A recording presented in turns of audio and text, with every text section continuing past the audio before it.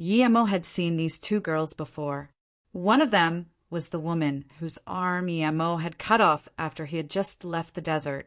That woman had come with her master to the auction last time. Her hand had been reconnected with the rest of the body.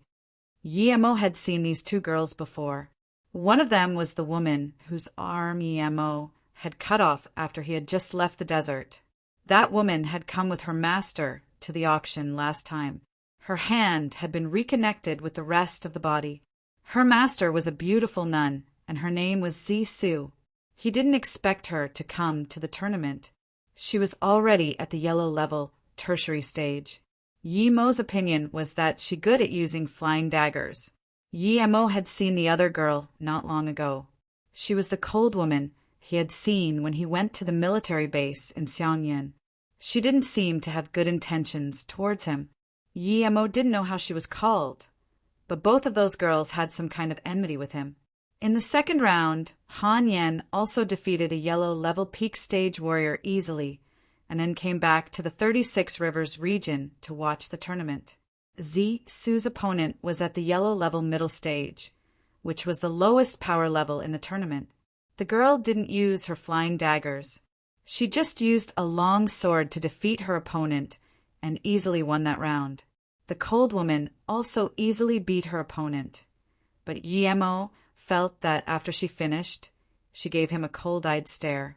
Yemo rested his thumb and index finger on his chin while thinking, "I've never met you before. Why do you have such prejudice about me?" The afternoon round took longer than the morning round.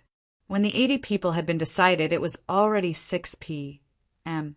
The next round could only take place the next day. There wouldn't be anyone staying at the Broken Top Mountain overnight, so everyone went back to their hotels. When Yemo got invited by Wang Xie to the rooftop for dinner, he found that there were already a lot of people waiting for him. It could be said that almost every representative of the sects staying at the hotel came to greet him. Han Yen didn't know that Yemo had killed Wang Lenshan, so she was frightened by many people. Yemo had no intention of getting close to any of these people, so he dealt with them simply, and afterwards he let them leave. After Yemo sent them away, he left Han Yen, who was practicing the second sword movement, and he went back to the Broken Top Mountain again. This time, he went there on the flying sword. As soon as Yemo landed, he saw 2 men sneakily move around. He was already at the foot of the mountain. Yemo was dazed. Everyone knew that the place was haunted. Why would they come there in the middle of the night? It took Yemo just a moment of hesitation before he found out that there was actually another person behind those 2. Soon, Yemo knew that those 2 had no cultivation, and what they carried were tools for raiding tombs. Yemo shook his head. Those 2 tomb raiders didn't want to live. But when Yemo saw the person behind them, he was even more shocked. It was that cold woman. What was she doing there at that time, following 2 tomb raiders who had never cultivated before? Yemo went near them in invisibility mode and watched the 2 tomb raiders as they carefully stepped into the depth of the mountain. Yemo was very confused. Since they were used to raiding tombs, they shouldn't have chosen these days. It was the Hidden Sects tournament. There were a lot of people. Area. Why do I feel that this place is colder and eerier than other places? I don't feel comfortable. There won't be any problems, right? The shorter man shivered and said.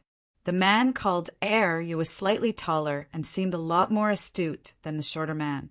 He replied quietly, Gang Hu, we can only do it these days. The Broken Top Mountain is no ordinary place. Do you think we're the only ones who know about this place? I'm sure others do, but why don't they dare come? It's because the Inchi here is too strong. These last days, the government seems to be running some event at the top, so there are a lot of people. You saw during the day as well, there were about 10,000 people at the top. With that many people, the Yen Qi must be intense, and it's thinning down the Yin Qi. This is our best shot. After this, there won't be anyone coming here again. After the Yin Qi will gathers, we won't have any chances at all. Gang Hu nodded and said quietly, if this really is Yuan Tiangong's descendant's tomb, Then perhaps we can change our business to feng shui after this. Yi Mo couldn't help but agree with Ya's logic. Yet they didn't know that the yin qi there wasn't natural. It was someone's doing. Once Yi Mo heard about Yuan Tiangong's descendants, he started to get interested. Yuan Tiangong was a fortune teller and a feng shui master. Perhaps there would be something useful to Yi Mo there. So naturally, Yi Mo followed the three of them area, and the others kept walking for nearly an hour. When area reached a slope, he took out a measuring device and looked around for a long time, before stopping at a spot. "Is it here?" Gang who saw this and asked. "It should be here." Area put down his bag and took out a luoyang spade. He assembled it in a few seconds. "Area, I feel scared. This time something doesn't feel right," Gang who tucked in his neck and said worriedly. Area cursed. "Useless. It's not the first time we're doing this. If this really is his tomb, then this will be our last job. You must remember not to fear in moments like these. Only then can your yang qi stay intense. And I'm sure we won't be able to finish making the raid hole today. We will need at least 3 days." The two spoke as they dug. Yi Mo had to commend them. They had no cultivation, yet they still dug very fast.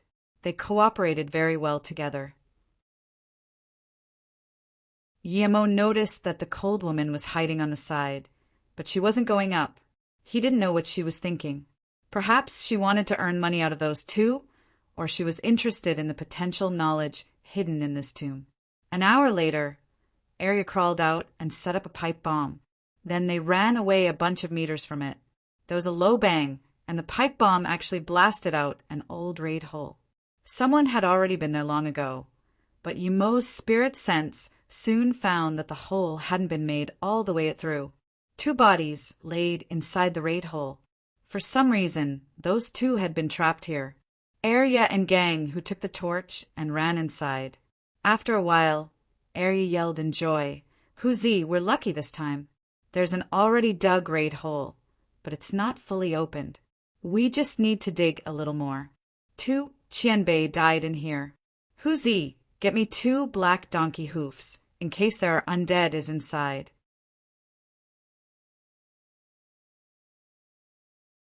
When the 2 men entered the tomb, the cold woman also followed them in. Yi Mo thought it strange that his spirit sense couldn't pierce through the tomb door. Yi Mo looked at the door and saw that it was sealed tightly shut. With his current spirit sense, he could penetrate 20 to 30 meters into dense earth. If the ground was made of sand, he could pierce through nearly 100 meters. This door was probably made from granite and was much thicker than the one at the 9 Moon Sect. Yi Mo also followed them in. When the 2 men entered the tomb, the cold woman also followed them in. Yi Mo thought it strange that his spirit sense couldn't pierce through the tomb door. Yi Mo looked at the door and saw that it was sealed tightly shut. With his current spirit sense, he could penetrate 20 to 30 meters into dense earth. If the ground was made of sand, he could pierce through nearly 100 meters. This door was probably made from granite and was much thicker than the one at the 9 Moon Sect. Yi Mo also followed them in. Area and Gang, who were very agile. They quickly threw a chicken into the hole, and after a while, Area nodded. "It's fine, we can go in." Area picked up a wind blower at the entrance of the hole, and then brought the torch in together with Gang who. When the 2 reached the 2 bodies, they bowed and said, "2 Qianbei were forced to make a living, so we need to borrow Qianbei's raid hole. After us, Wanbei come out. We will bury the 2 of you." Gang, who also bowed before asking, "We're not going to use the hooves." Area shook his head and said no need. Yi Mo noticed how that woman wasn't scared at all and just stared at the 2 men in the front, unwilling to fall behind even 1 step. The 2 just lightly dug a bit before the thin layer of earth was removed, showing the green door. You then dug a small hole in the door and put in another pipe bomb before sealing it. Although Yi Mo knew that the tomb raiders had their ways of blowing the door which wouldn't cause the earth to collapse, Yi Mo still retreated far away. If this place did collapse, it would cause him a lot of effort to get out. He didn't want to be buried under the earth. Luckily, Arya's skills were good, so a bang later a big hole was blasted into the door. Arya then carried the air blower and threw the chicken inside. After a while, Arya saw that the chicken was fine and turned off the blower as he carefully went in with Gang Hu. That cold woman had arrived at the door at this moment, but she didn't go in and just watched Arya carefully. Yemo sent his spirit sense in and discovered that this was more like a stone room rather than a tomb. In the middle was a coffin, and a black crescent-shaped thing was carved into the wall. Arya scanned the room and appeared to be disappointed. He didn't seem to have found what he'd expected. "Huzi, light up a candle at the southeast corner, and then come help me," Arya said before he pulled out a black donkey hoof and walked closer to the coffin. He put his finger on the lid and knocked on it, trying to confirm what material it was made of. At this moment, Gang, who just finished lighting up the candle before also coming over, "Arya, I feel like there's less Inchi inside of here than on the outside." Stop saying useless things and come help," Arya said casually. Although Yemo didn't go in himself, his spirit sense managed to scan an old man in his 50s rotten body. The old man had worn very expensive clothes. Even after this many years, there were still some gold strands lying around. A yin-yang fish artifact was laid by the old man's feet. Other than this, the old man had 2 jade ornaments on him. What caught Yemo's attention, though, was a jade slip. Gang, who used a prick and crowbar to leverage the lid, as Arya took care of lighting with his torch, when Yemo suddenly clearly saw the old person's hand move. Gang, who didn't notice at all, however. The only things he had eye for were the 2 jade ornaments and a few porcelain plates. Clearly Gang, whose self-control was worse than Arya's, and he immediately yelled, "Arya, there's blue flower porcelain and jade ornaments. It's a meat zombie dash. Meat zombie, your mom." Arya's face looked bad, and he stuffed the black donkey hoof in the old person's mouth without hesitating. Yemo's spirit sense picked up that the hand immediately stopped moving after the black donkey hoof was put there. Yemo felt like this was quite intriguing. Arya seemed to breathe easy a little. "Huzi, pack our stuff and leave quickly. This isn't a good place." Yemo saw an ethereal figure rise from the coffin with his spirit sense. A ghost? Yemo didn't expect ghosts to be able to live here, but he knew that since the stone room was now opened, it would have no place to exist and would soon dissipate. What really astonished Yemo was that this ghost seemed to have awareness, because it flew next to the candle gang who had lit up. Then there was a light wind, and the candlelight began to waver. Just as Yemo's spirit sense was going to investigate what the ghost was planning on doing, his expression suddenly changed. A fierce, bleak wind swept in from the hole the 2 had dug, with a feeling that was very familiar to Yemo.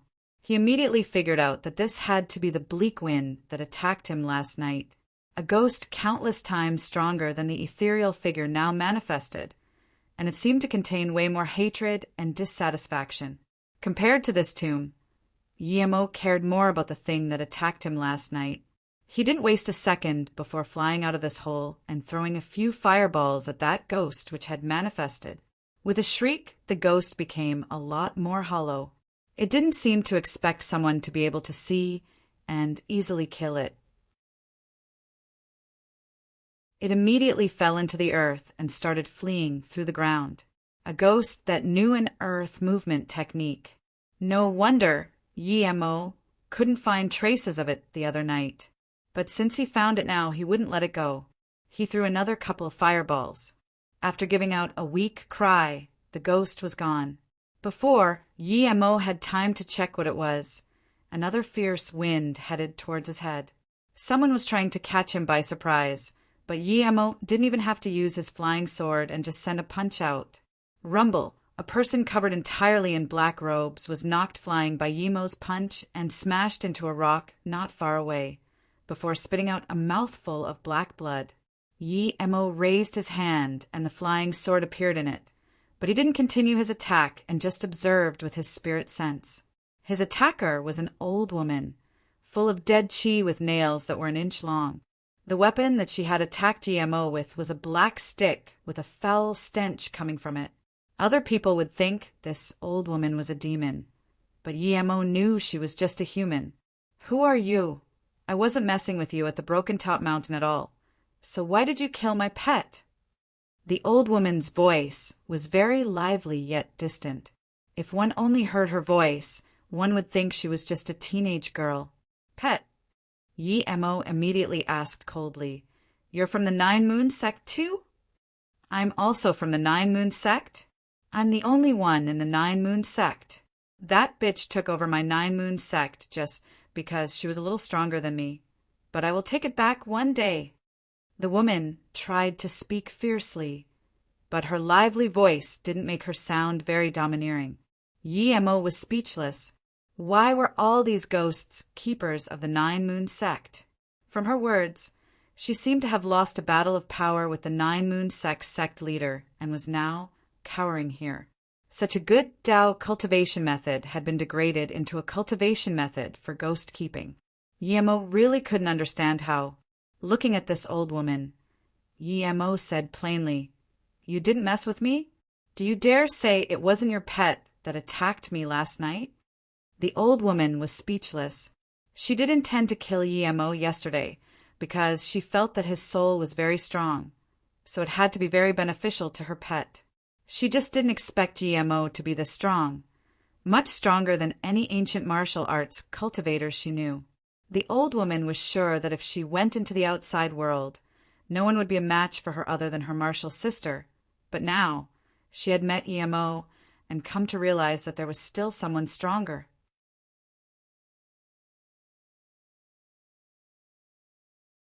"It was my fault for attacking you yesterday, but you have also killed my pet. I hope this ends here and we'll go our separate ways," the black-robed woman said after a long while. Her pet was half of her life. Without her pet, any Earth-level middle stage could kill her, but she didn't dare to reason with Yemo. "It was my fault for attacking you yesterday, but you have also killed my pet. I hope this ends here and we'll go our separate ways," the black-robed woman said after a long while. Her pet was half of her life. Without her pet, any Earth-level middle stage could kill her, but she didn't dare to reason with Yemo. Although she hadn't dared to watch Yemo's fight with Wang Lench on the day before, she had gone to check out the site after the fight. She believed that even a bunch of people with her powers together would be no match for Yemo. She couldn't understand how someone had gotten that strong at that age. Yemo sneered. "You ambushed me trying to kill me, then you say it's your fault and I should just let you go? Do you think I'm some sort of saint? Then what do you want to do?" The code to ancient martial arts is to forgive when possible. I've already admitted defeat, and I have also admitted my wrong. Are you going to kill me? China is a country of morals and customs. Are you going to do some savage thing? The woman shirked. Yemo smiled. "Yes, you're right. I am going to kill you. It's your misfortune for messing with me. You've killed quite a lot of people these years at the Ghost City, and your pet ate quite a lot of souls too. Don't kill me. I'll give you the Nine Moon Sect's cultivation method." Then the old woman took out a goat skin booklet. Yemo couldn't even be bothered to look at it. He had seen it once before. He didn't answer and just threw a few wind blades. She was at least Earth-level middle stage. Seeing Yemo's wind blade, she didn't know what kind of projectile it was, but she used her stick to try and block it. However, there were too many and she was cut into two. Yemo threw out a fireball and burned the woman to ashes before picking up the booklet. It was the Nine Moon Evergreen chant indeed. Yemo looked at it. It seemed to be much more complicated than the one he had seen last time. Yemo immediately realized that this was the second half of the cultivation method. The one he had seen last time was the first half. When he read the introduction, Yemo finally understood what had happened. The creator of the chant was indeed a woman. She had been taken to the great emotion forgetting sect and cultivated the great emotion forgetting chant. The woman found a man when she went out of the sect and fell in love. But cultivating the great emotion forgetting chant meant that she couldn't have love. If she did, she needed to sever it. The woman was a very emotional person, and despite being the greatest genius of the sect of all times, she still went against her sect for the man she loved and left the sect. In order for her to come back to the sect sent masters to kill the man she loved.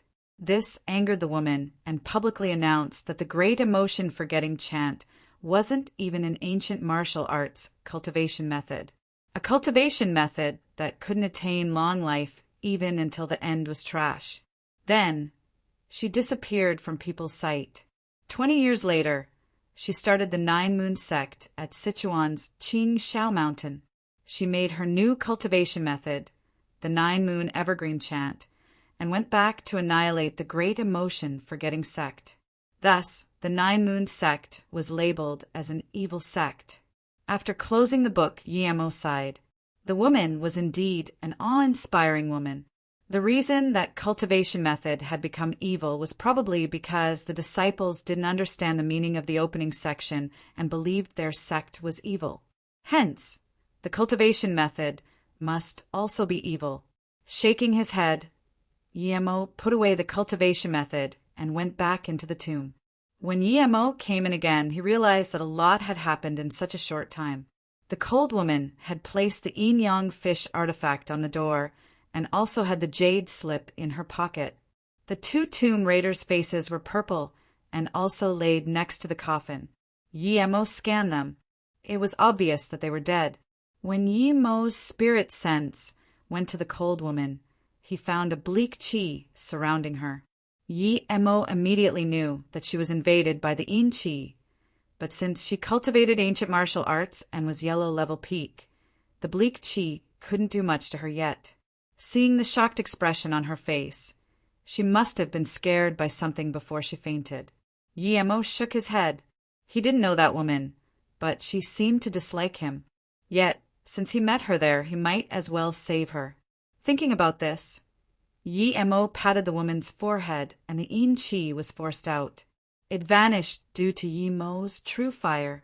The paleness and fear on her face disappeared quickly. Yemo then noticed that the body had gotten out of the coffin and was at a corner of the tomb. A ghost rose from the body again and was about to swoop at Yemo. Yemo sneered. He threw a fireball at the ghost, which was burnt into nothing without resistance. The two jade ornaments were probably worth some money, but Yemo couldn't even be bothered to take them. His spirit sense scanned the black crescent-shaped thing on the wall. He took it down and found out that the black color was just a layer of skin around it. Yemo peeled it off and found inside an orange yellow wood with a faint aroma. Spirit-nourishing wood? He didn't expect to be able to see such a good item in that tomb. Not only could it be used to concoct pills, but it could also be made into jewelry to strengthen one's soul. He immediately packed it with cloth and put it in his ring. The trip had been worthwhile, and because of this, Yemo was also in a good mood. He glanced at the cold woman. He walked up to her and carried her, saying, "I'm in a good mood today. Count yourself lucky. I'll take you out." Then Yemo quickly climbed out of the tomb and buried the holes with his hands. Then he got on the flying sword and left. As soon as Yemo left, another ghost rose up from next to the grave, but it didn't stop. It went to the opposite direction Yemo took, and disappeared. If Yemo had seen it there, he would have realized that it was the second ghost the old lady owned. It had developed intelligence, since he knew that if it came out earlier, Yemo would have found it. Carrying the woman was troubling for Yemo. He didn't know where she lived, and he couldn't just dump her on the streets. But neither did he want to bring her to his place. Where should he leave her? Yemo searched her body to see if there were keys, and he soon found a key card. The woman was wearing thin, long pants, which made Yemo feel her soft and bouncy skin. This fed some fire in Yemo's heart, but he wasn't thinking about the woman in his hands. He wanted to find Luo-Ying quickly and sleep with her and Qingxue. Luo-Ying, Qingxue. Yemo murmured with longing and then shook his head. Yemo looked at the card. It said, Yuan Chung Hotel, 303. A few minutes later, Yi-mo had brought the woman to her room and dumped her on the bed before returning to his place. Han Yen was already asleep when Yi-mo came. He took a shower and took a careful look at the spirit-nourishing wood. Yi-mo suddenly wondered about something strange. That wood was for cultivation. Why was it hanging on the wall of a tomb, and why was it wrapped so tightly? If the person knew its worth, why didn't he put it in the coffin?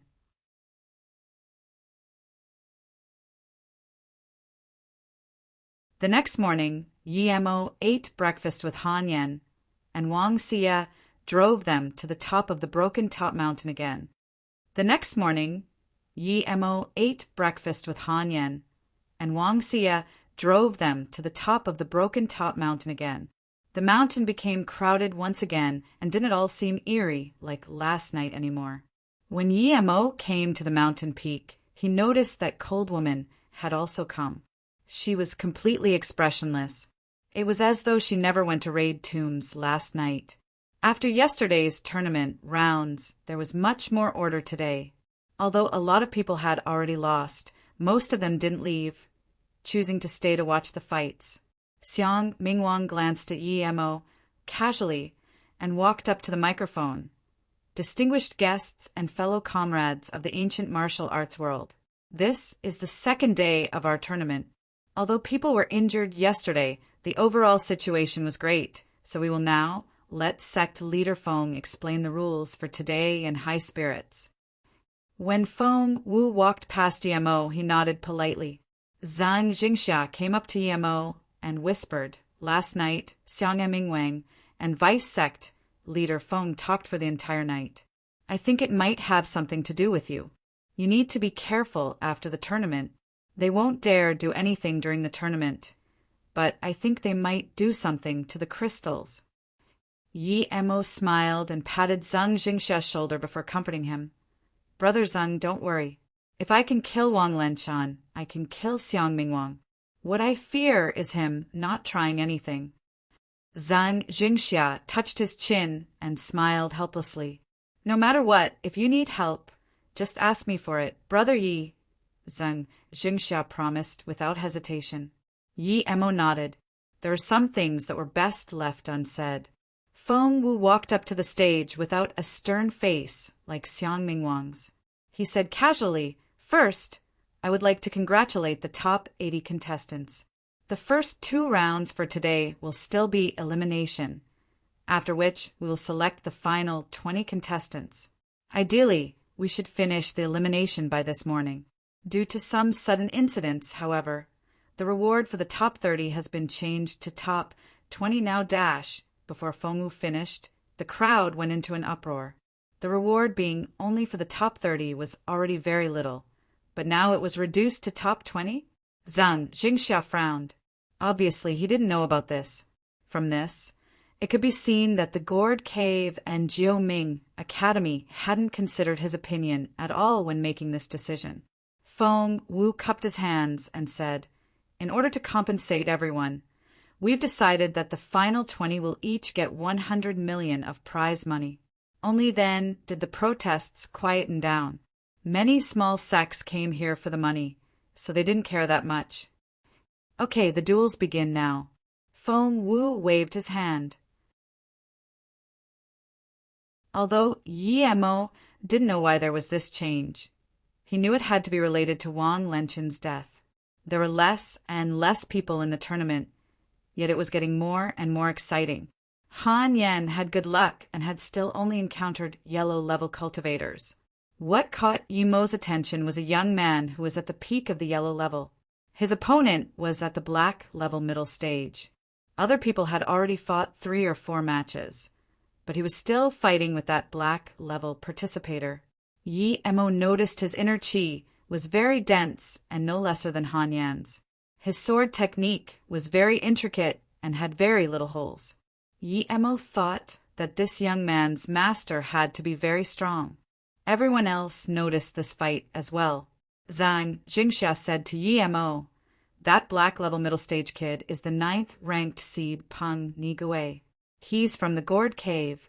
The youngster facing him is really quite impressive, fighting a black level middle stage Peng Nigui for this long neck-to-neck when he's only at the yellow level?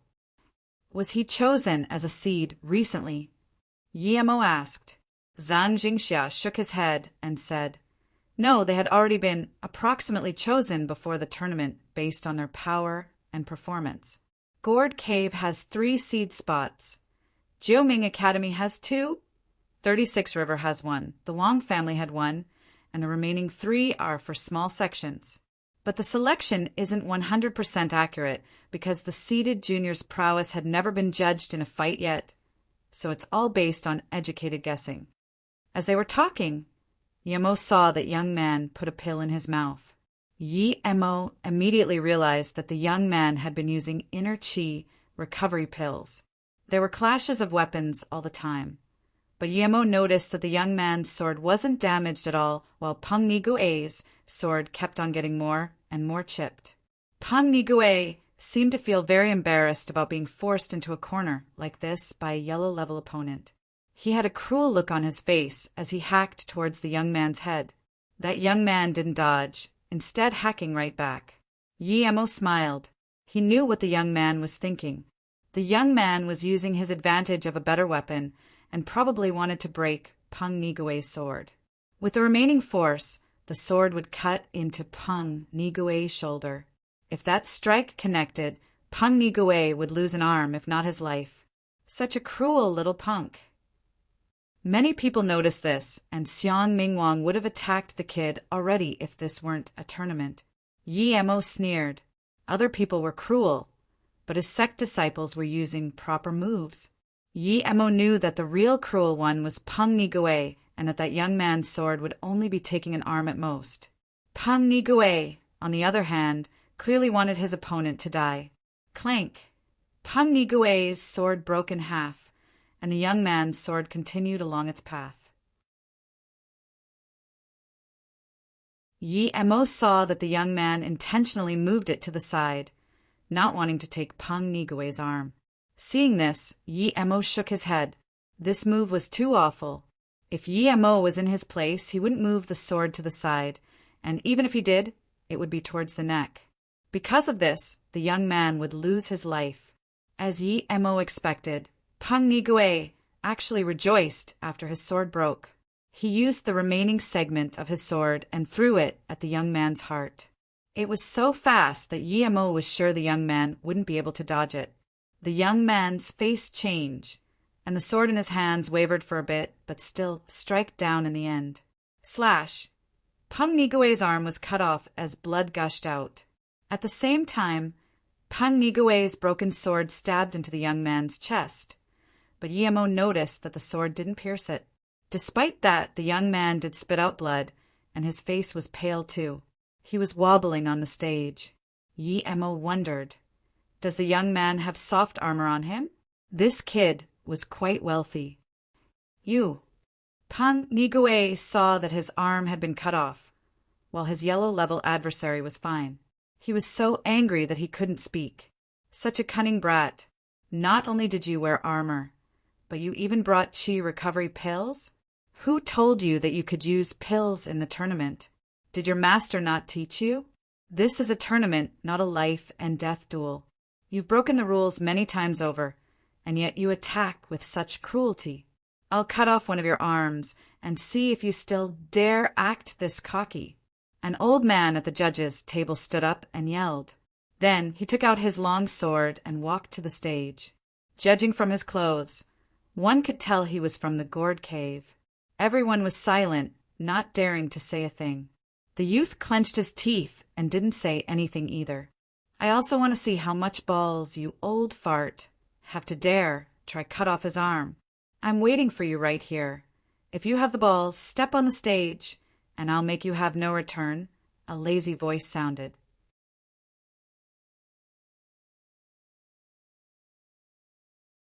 Zhang Jingxia looked at Yemo in shock. After a few days, he felt he knew Yemo.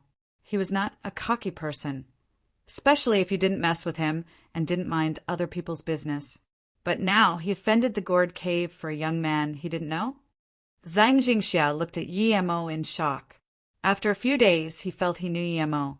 He was not a cocky person, especially if you didn't mess with him and didn't mind other people's business. But now he fended the gourd cave for a young man he didn't know? Even if he was a judge and needed to be impartial, Yemo shouldn't have said it so arrogantly. But Zhang Jingxiao immediately realized that Yemo was doing it intentionally. He was provoking Xiang Mingwang to attack. Perhaps he intended to annihilate the gourd cave like he did with the Wang family. Zhang Jingxiao was shook because of these thoughts. Feng Wu's eyes glimmered, but he immediately looked down, as though he hadn't heard Yemo's words. Yemo sneered. Indeed, he did plan to kill Xiang Mingwang. If the gourd cave did anything, he wouldn't mind annihilating the entire sect. Yemo wasn't cocky enough to take on the entire hidden sects by himself, but he was sure that the gourd cave wouldn't have many helpers on this. They had been too unruly. Immediately, everyone looked at Yemo. No one had expected him to stand up and publicly slap gourd cave in the face. The judge, who was going to cut off the young man's arm, also stopped walking. He looked at Xiang Mingwang, as though he was waiting for his order. The scene was silent. Even the fight in the other stage stopped. Many people there weren't from the hidden sects. They were big bosses from all over the world. Many of them didn't know Yemo, and they all wanted to see what sort of person had dared to do this to the gourd cave. Although the judge wasn't very just, everyone knew that justice was only established by power. The gourd cave's disciples could accidentally kill other contestants, but other people weren't allowed to hurt them. Xiang Mingwang's face was green. He suddenly stood up and said angrily, "Yemo, you're a judge. It's obviously not fair that pills were used in the fight. Why are you stopping the judge?" "Xiang Mingwang, I'm a judge. How come I don't see a rule that says that pills must not be used? When you're fighting a life-and-death battle with your enemy, are you going to restrict them from eating pills?" Yemo sneered. That middle-aged man who was behind Xiang Mingwang said something to him, and Xiang Mingwang sat down grumpily. The middle-aged man saluted with his fists and then said, "Brother Yi, I'm the external affairs elder of the Gourd Cave Yen Kai. It's not right to use pills. Even the international competitions nowadays forbid the use of performance-enhancing drugs. This little guy used one, so he did go against the rules." Then Yen Kai looked at Feng Wu, as though he was expecting him to say something, but Feng Wu didn't seem to notice him and just kept staring at the paper in his hands. Yemo said lazily, "That's true indeed, but they clearly stated that those drugs were forbidden. How come I don't see that on the rules for this tournament? Secondly, there's a system of heavyweight and lightweight in international fights. How come I see a black level middle stage against a yellow level tertiary stage young man? Thirdly, since when have judges been able to go on stage in international events and punish contestants?" Although Yemo had said this, he was disappointed that Xiang Mingwang hadn't charged at him. He didn't have an excuse to kill that old fart. He couldn't just go attack him first. I'm a judge. Am I not allowed to punish a rule-breaking contestant?" The judge said with a red face. He had lost all his face that day. Yemo stood up and smiled. "Indeed, you've just reminded me. I'm the grand judge. I can deal with judges that go against the rules." Seeing Yemo stand up, Feng Wu immediately knew things weren't good. He stopped the gourd cave judge and said at once, "Yemo is a grand judge and you're a judge. Go back. Please, let this go on my account, Brother Yi." That elder knew what Yemo meant. Feng Wu had saved his life. He quickly ran away. Yemo sneered. "This time on account of sect leader Feng, I'll let you go. You won't have this opportunity next time." Feng Wu knew that if Yemo hurt the gourd cave elder, then it would become a real feud. There was no benefit for him if they fought now. "Okay, let's continue the tournament now. Everyone, please don't deal heavy blows and have mercy when possible," Feng Wu said. Seeing that Feng Wu wasn't helping him, Xiang Mingwang was even unhappier. The reason he hadn't stood up to fight Yemo was because he knew Wang Lenchan's power. Wang Lenchan, even still with the power he had been silently removed by Yemo, together with the entire Wang family group. Xiang Mingwan believed he was a little stronger than Wang Lenshan, but he didn't think he could kill Wang Lenshan silently without getting hurt at all. He hadn't come by himself that time. There were 5 core disciples there. They were the future of the Gourd Cave. One was even a genius amongst genius. If they were all killed by Yemo, that madman, he would be the sinner of Gourd Cave. He agreed to Yen Kai's words. Yemo needed to be killed, but not now. Marshal brother, we'll let that Yemo be cocky for now. There's still another round in the afternoon. I can let Lu Ran face Han Yen. With his power, he will kill Han Yen before she can react. This is a tournament. Even if Han Yen is killed, Yemo can't do anything about it, Yen Kai said. Xiang Mingwang nodded. Okay, we'll kill Han Yen first in the afternoon. As for Yemo himself, Yen Kai said ghastly, don't worry about Yemo, we'll talk when we get back.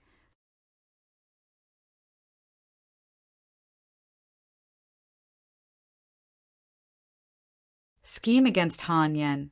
Scheme against Han Yen at this moment. The youth on the stage understood that if it weren't for Yemo, he would have either been dead or mauled by now. As the young walked off the stage, he bowed in front of Yemo and said, This Wanbei is Zhang Hua from Wu Dang Mountain's Guangya Temple. I thank Qianbei for saving my life. And prepare for your next match, Yemo nodded. He knew that there were a lot of places that might not be famous, but that didn't mean they didn't have a proper heritage. He had heard of the Wu Dang Mountain, but never of this Guangyao Temple. From their name, though, Yemo could tell their expertise had to be in the area of pills. No wonder the youth had qi recovery pills. Yemo knew that the Gourd Cave wouldn't be letting things go like this, but he couldn't know what they would do exactly.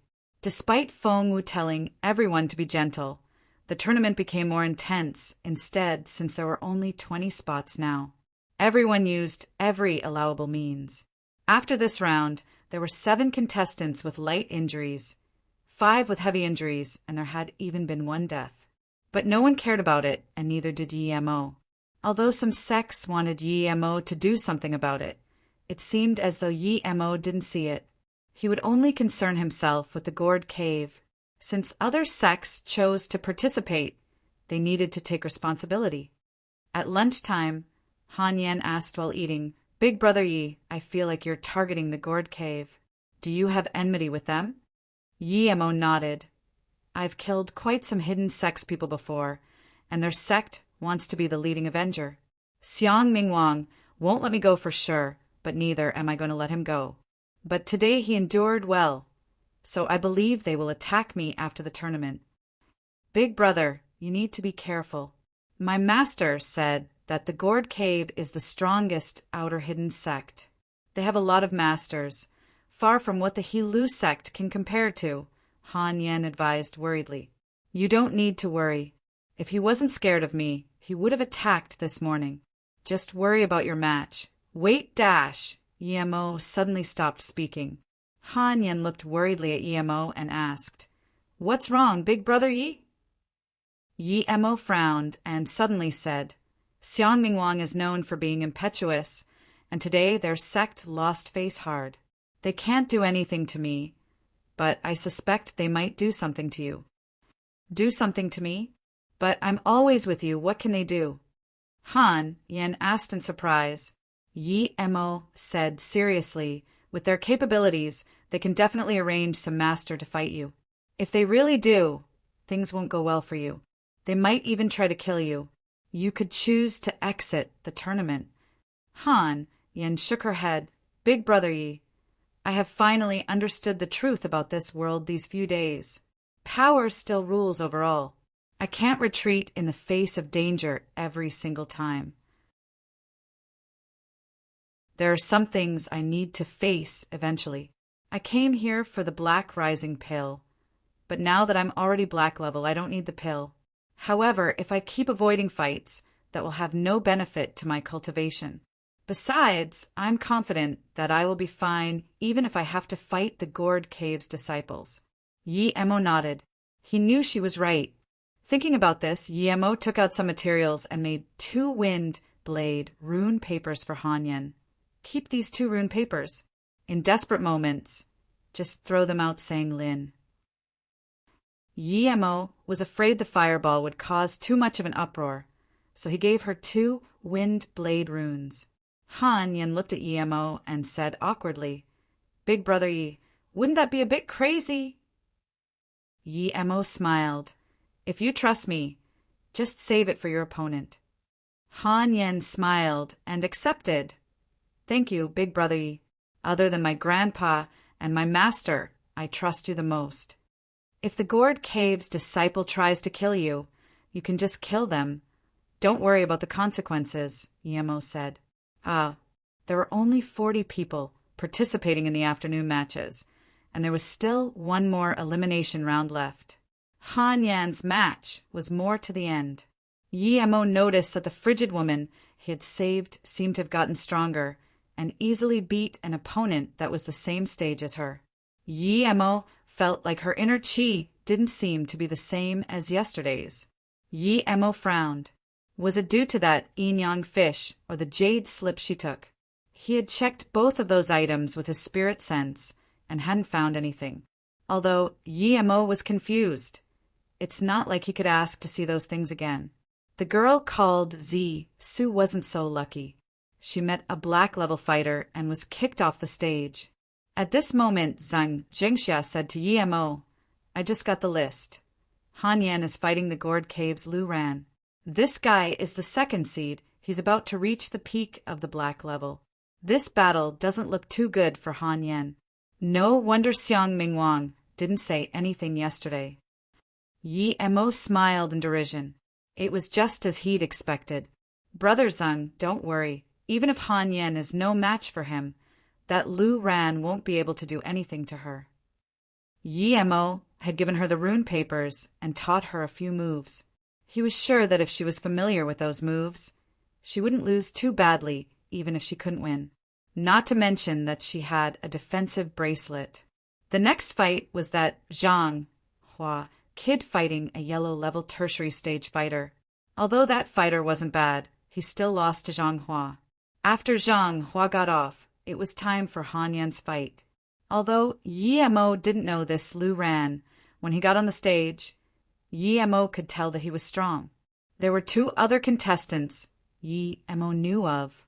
One was Shi Zhongji from Jiuming Academy, and the other one was Zhang Jingxia's personal disciple, Zhang Xiho. These 3 could be ranked in the top 5. When Han Yan saw Lu Ran get on, she knew that Yemo's conjecture had become reality now. She had been paying attention and knew who was strong and who wasn't. It was customary to salute with your fists, but knowing that the opponent was there to kill her, Han Yan couldn't even be bothered to do it. Lu Ran looked coldly at Han Yan and sneered, "You're Han Yan? I didn't expect a small place like Guanghan Sect to have someone reach the top 20. I guess you're lucky, yet also unlucky. You're unlucky because you met me.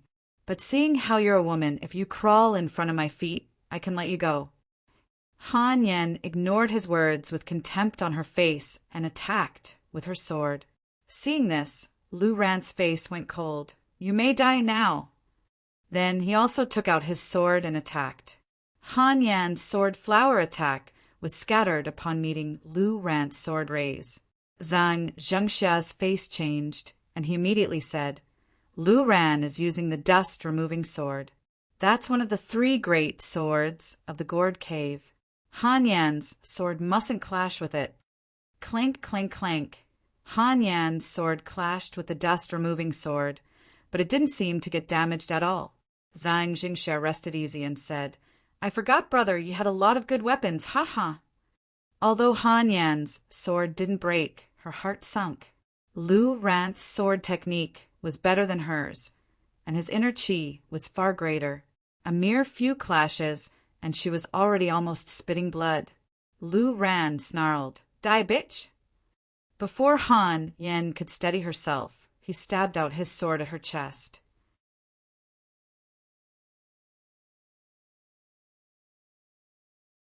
Han Yan's heart froze. She thought she already overestimated Lu Ran, but she found out that the difference between them was too great. It took only one move for her to be in disadvantage. Han Yan's heart froze. She thought she already overestimated Lu Ran, but she found out that the difference between them was too great. It took only one move for her to be in disadvantage. Just when Han Yan had given up hope, a white light flicked out of her wrist and formed a protective barrier. Although it was very short, it still stopped Lu Ran's sword rays. The ray stopped for a moment and then penetrated the barrier. In this second, Han Yan managed to gather up her chi again and used the first move Yi Mo had taught her, the 10-sword style. More than 10 sword rays flew towards Lu Ran, and because Lu Ran's move was near the end of its force, Han Yan's sword rays stopped Lu Ran's sword ray and continued forward. Lu Ran didn't expect Han Yan to be able to use sword techniques that strong. In his desperation, he quickly retreated and used his sword to block. His reaction speed was much stronger than Han Yan's, and due to that the sword rays only cut a few slashes on him. Lu Ran was angry and shocked at the same time. How did his sword ray get stopped mysteriously, and why did Han Yan know a sword technique that strong? He must not give her a second chance. Ignoring his wounds, he scooped up another sword ray and flung it towards Han Yan. Yi Mo sighed. Han Yan had only learnt the superficial part of that move. Otherwise, no matter how strong Lu Ran was, he wouldn't have been able to dodge it. From this, he could tell the 100-sword style and random sword style he taught her would be even worse. The moment Lu Ran retreated, he used his killing blow and he brought sword light clashing into Han Yan. Their sword chi clashed together, and because Han Yan had weaker inner chi, she immediately felt an immense pressure. The force made her spit blood, but she bit her teeth and didn't take a step back. She knew that if she did, she would lose. She wouldn't have the power to use a third sword attack. Lu Ran was too strong, although Lu Ran completely blocked Han Yan's move, and even took the upper hand. The direction of Han Yan's sword chi was hard to deal with, and when he completely took down all the chi, Han Yan also stabilized her stance. Lin. Regardless of whether the charms Yi Mo had given her were useful, Han Yan immediately used her final card and threw both rune papers out. She had more faith in them after she saw the barrier from her bracelet. Lu Ran sneered. She was using rune papers that were meant for capturing ghosts on him. She was asking to die. Lu Ran grabbed the 2 rune papers and focused his sword chi. While yelling, "Be asterisk Tach, I'll cut you in half for injured dash," suddenly, Lu Ran stopped talking. He felt the 2 rune papers Han Yan had thrown had a sharp sword chi in them. Lu Ran wanted to use his sword to block it, but the sword chi sliced through his arm and chest. How can it be like this? Lu Ran's eyes were wide open, while he refused to believe that he was being killed by a rune paper. Lu Ran collapsed on the stage. One of his arms had been cut off and his chest was like a fountain of blood. Han Yan saw this and started puking. She couldn't believe that she had actually killed Lu Ran. Moreover, he had died in such a gruesome way. Everyone at the scene was silent. Lu Ran had actually died, killed by a disciple of Guanghan sect. No one could believe it, but it was fact. Gourd Cave's higher-ups were also stunned. Lu Ran was an important genius of theirs, and he had just died on the stage. No one could take this trauma. Xiang Mingwang was shaking in anger. Yan Kai was pale. It had been his idea to send Lu Ran to the stage. It could be said that he had led Lu Ran to his death. Be asterisk TCH, you dare to kill Lu Ran. Die. That judge from the Gourd Cave could no longer care and jumped on the stage. At the same time, his sword swirled with sharp chi slicing towards Han Yan, who was still stunned. Seeing this, everyone thought that Han Yan was dead for sure. Not even Yi Mo would be able to save her. When the sword light came down, Han Yan's whole body was frozen as if she was in an ice cave. She felt all of her chi dense and heavy. At that moment, she suddenly felt the pressure disappear, and a sneer sounded. It was Big Brother Ye's voice. Han Yan rejoiced. Not only Han Yan, but everyone else also saw a figure dash. Blood was spewed once again on the stage. Slump, the elder, fell dead, next to Lu Ran. No one saw how Yi Mo had attacked, and no one saw how the elder died. "Go down first," Yi Mo said to Han Yin. After she got off, he said coldly, "I said if you have the balls to get on stage again, I would make sure you wouldn't return." Everyone was shook. He was such a strong and domineering young man. People that morning thought that Yi Mo had a strong support, but now they all realized Yi Mo's reliance was on himself. He could kill in an instant a Gourd Cave elder. Everyone knew that an elder in Gourd Cave had to be at least Earth level middle stage. Now they all thought Yi Mo was too frightening. Jiuming Academy's Shi Zhongji sucked in a cold breath and murmured, "This Yi Mo is so strong. I was planning to fight him before, but he's already at this stage. How does he cultivate?" "Martial's sister, Shao, you said he killed Lone Wolf. I thought it was just bullshit. Zhongji, you don't need to feel bad. You're only in your 20s and you're already black level tertiary stage. If you have 10 more years, you will be able to catch up to Yi Mo. Don't lose your will to fight before you even fight," a middle-aged woman from the Jiuming Academy said. "Yes, Martial Uncle Kaiji. I will remember this." Shi Zhongji bowed. "Yi Mo, you've done it this time." Xiang Mingwang roared and pulled out his sword, charging onto the stage. Feng Wu saw that things were out of control and quickly signaled Zhang Jingxia. They both leapt onto the stage. In that moment, the remaining elders of Gourd Cave also charged onto the stage. Yi Mo sneered, and a short sword appeared in his hand. He looked at Xiang Mingwang, saying, "I hope you don't run away this time." Xiang Mingwang's heart went cold. He could feel the killing intent in Yi Mo's eyes. He felt he was too impulsive. The thought of Yi Mo killing an elder made Xiang Mingwang's go even colder. Would he be able to do that in such a short time?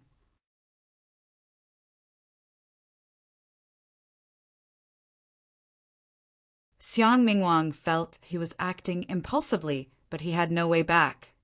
Xiang Mingwang felt he was acting impulsively, but he had no way back.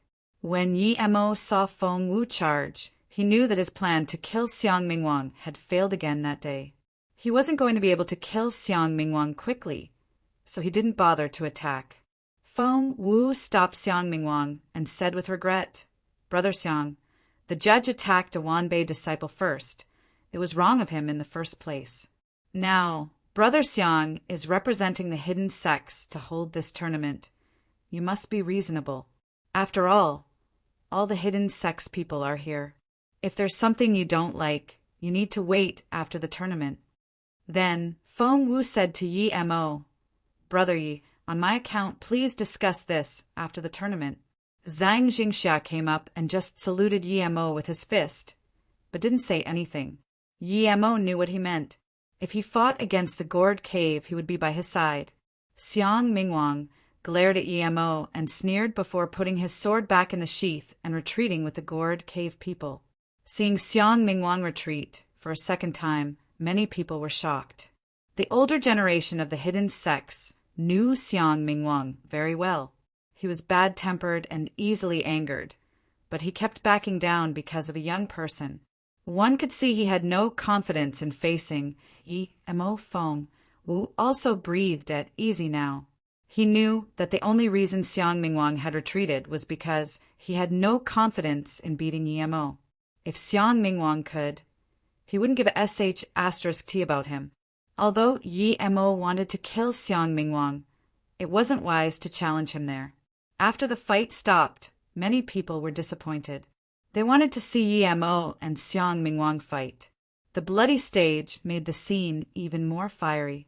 The following fights were more ruthless, but the top 20 was luckily quickly decided. What Yi Mo and a lot of people didn't expect was that 8 out of the top 20 resigned. It seemed they hadn't come for the top 3, but for the black rising pill. Han Yin resigned too. She could only reach up to there with her capabilities. The remaining people were masters, and they had been in black level for a long time. Meanwhile, she had just reached black level. Besides Han Yen, Zhang Hua, and the cold woman also gave up. Most of the people who gave up were yellow levels. The remaining people were split into 3 groups, with only one chosen from each group. Due to the Gourd Cave incident, the people holding the tournament no longer were in the mood to decide the exact ranks for the top 3. It was the first time there wasn't a winner for the tournament. But no one cared about this. Many people were thinking about the fight between Gourd Cave and Yemo. No one believed that the Gourd Cave would just let it go. It was getting dark, and the top 3's match could only be left for the 3rd day. When Han Yen got back, he told Han Yen to recover while he went to see that cold woman. He wanted to know if the yin-yang fish and the jade slip were special. Yi Emo also got to see Han Yan's black rising pill, and he was very disappointed. It was more like a herb pill rather than a real pill. It's just that the herbs in it were precious. When Yi Emo got to Yuancheng Hotel, it was just dark. He entered her room, but she wasn't back yet. Yi Emo was disappointed to find that there was only some underwear in her cupboard. He could only wait for her to come back. After leaving the hotel, he went to a river not far away, called the Guang River. It was said to be the place where King Qin Guang attained Tao. There was a square nearby, and it was quite popular. There were all sorts of little bars and food stalls. Yi Emo found a place to sit, but as soon as he sat down, his spirit sense saw that cold woman. She carried a bag and looked worried. Yi Emo soon knew why she was worried. It was because a black level and a yellow level peak were chasing her. She was running, but she didn't know which direction she should go. From this, it seemed that the 2 men wanted her black rising pill. He stood up and followed them. He wanted to see how the woman would deal with these 2. Soon, the woman was surrounded in a far-off place. "What do you want?" The woman grabbed her bag tightly and asked coldly, "Little sister, what do you think we want to do?" "Hee hee." The yellow level man laughed as he glared at her. The black level said softly, "Yang Zhu, you know your current situation. What we're asking for is simple. Give my martial brother your black rising pill and sleep with me for a few nights. Then everything is good. If not, you know the consequences." The cold woman said, "I can give you the black rising pill, but after that we go our separate ways. You want me to sleep with you? Keep dreaming. If you dare take a step forward, I'll swallow the pill immediately." Then the girl placed the pill next to her mouth. The black level laughed bleakly and still said slowly, "You can swallow it, I don't care. But after you take it, even if you commit suicide, I will still F***CK you. It's your fault for being this pretty. Yang Zhu, if you follow me, I can guarantee your entry into the Black Capital sect. It's much better than you living as a lonely ghost." The girl was dazed, as though she had realized that she wouldn't be able to escape, even if she took the pill. Yi Emo could see in her eyes that she had lost hope. She knew that no matter how strong she was, she would be no match for a black level. Yi Emo knew that there was no point in waiting then, so he walked out slowly. "Martial brother, annihilate that passing by rat." The black level saw Yi Emo walking towards them and said bleakly, "Yes, martial brother, do your thing. I'll deal with anyone who disturbs you." The yellow level agreed. As soon as he said that, he looked dumbly at Yi Emo approaching them. Just when the black level was about to ask why the yellow level wasn't moving, he saw Yi Emo coming, and the words got stuck in his throat. That cold woman also saw Yi Emo and regained hope in her eyes, but it immediately turned into coldness. Yi Emo didn't care how that woman saw him. He had come to find her for the 2 objects. Qi Qianbei. The 2 men looked at Yi Emo approaching them, but they were too scared to move. The cold woman saw Yi Emo come over there. She had a complicated look in her eyes, but she quickly returned to her calm disposition. She just turned around and walked away. Yi Emo was dazed. He saved her, but she didn't even say thank you. But Yi Emo wasn't worried about her going very far. She was living there, and he would go find her to her room later on.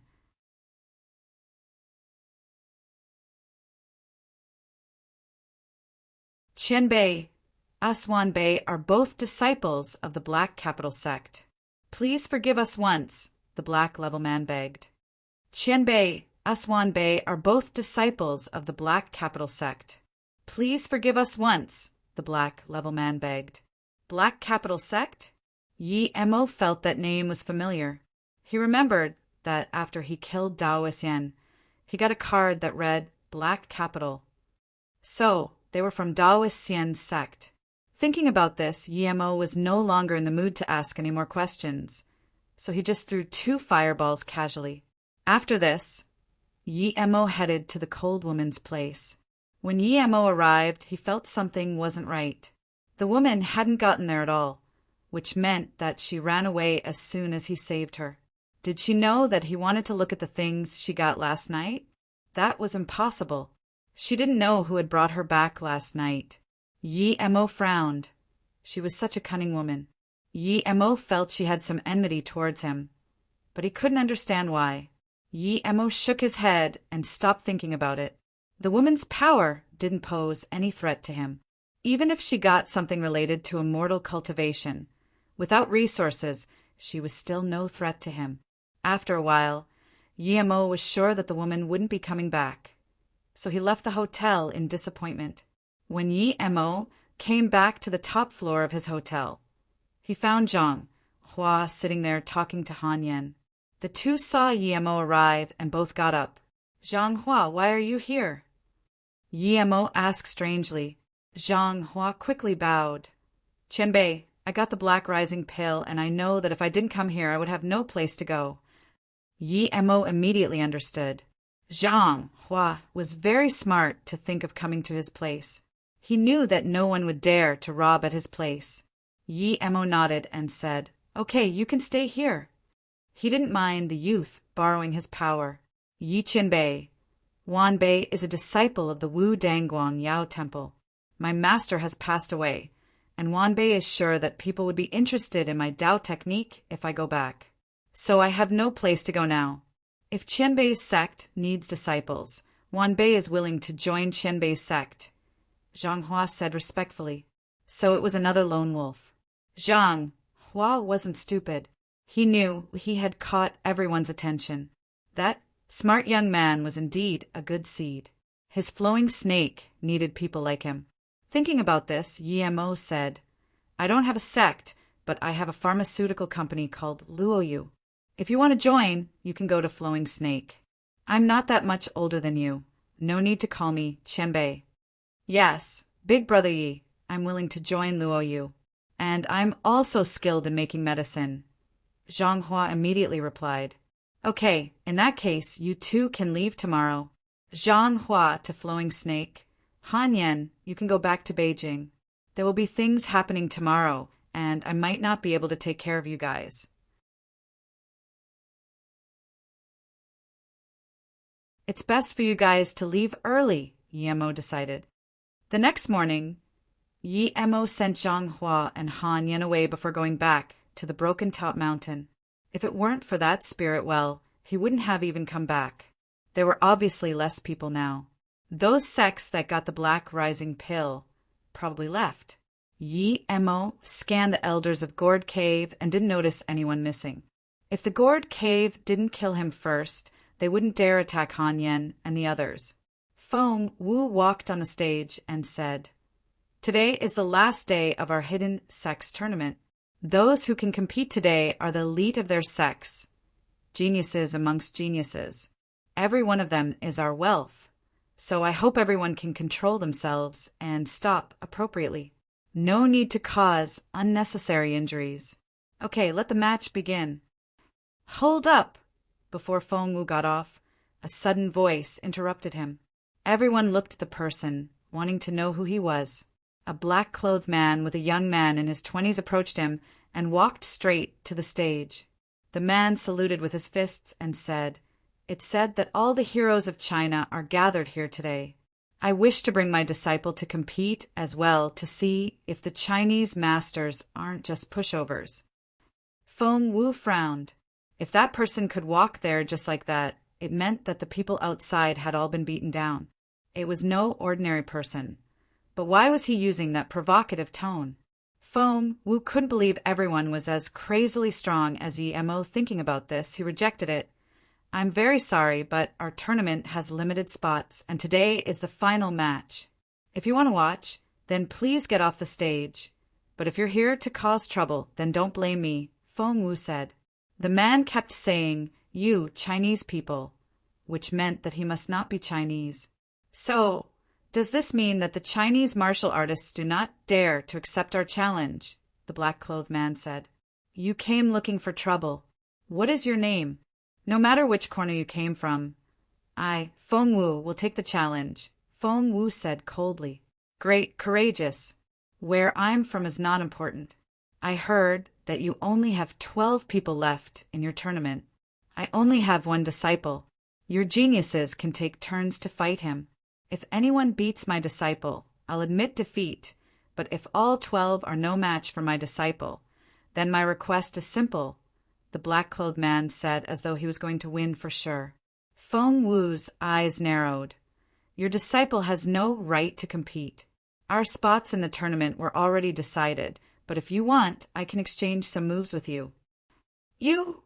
The black-clothed man looked at Feng Wu contemptuously and said, You're no match for me. If you want to fight, that's fine, but I need a reward. Is this the request you were talking about? Feng Wu said contemptuously. The black-clothed man laughed, That's right.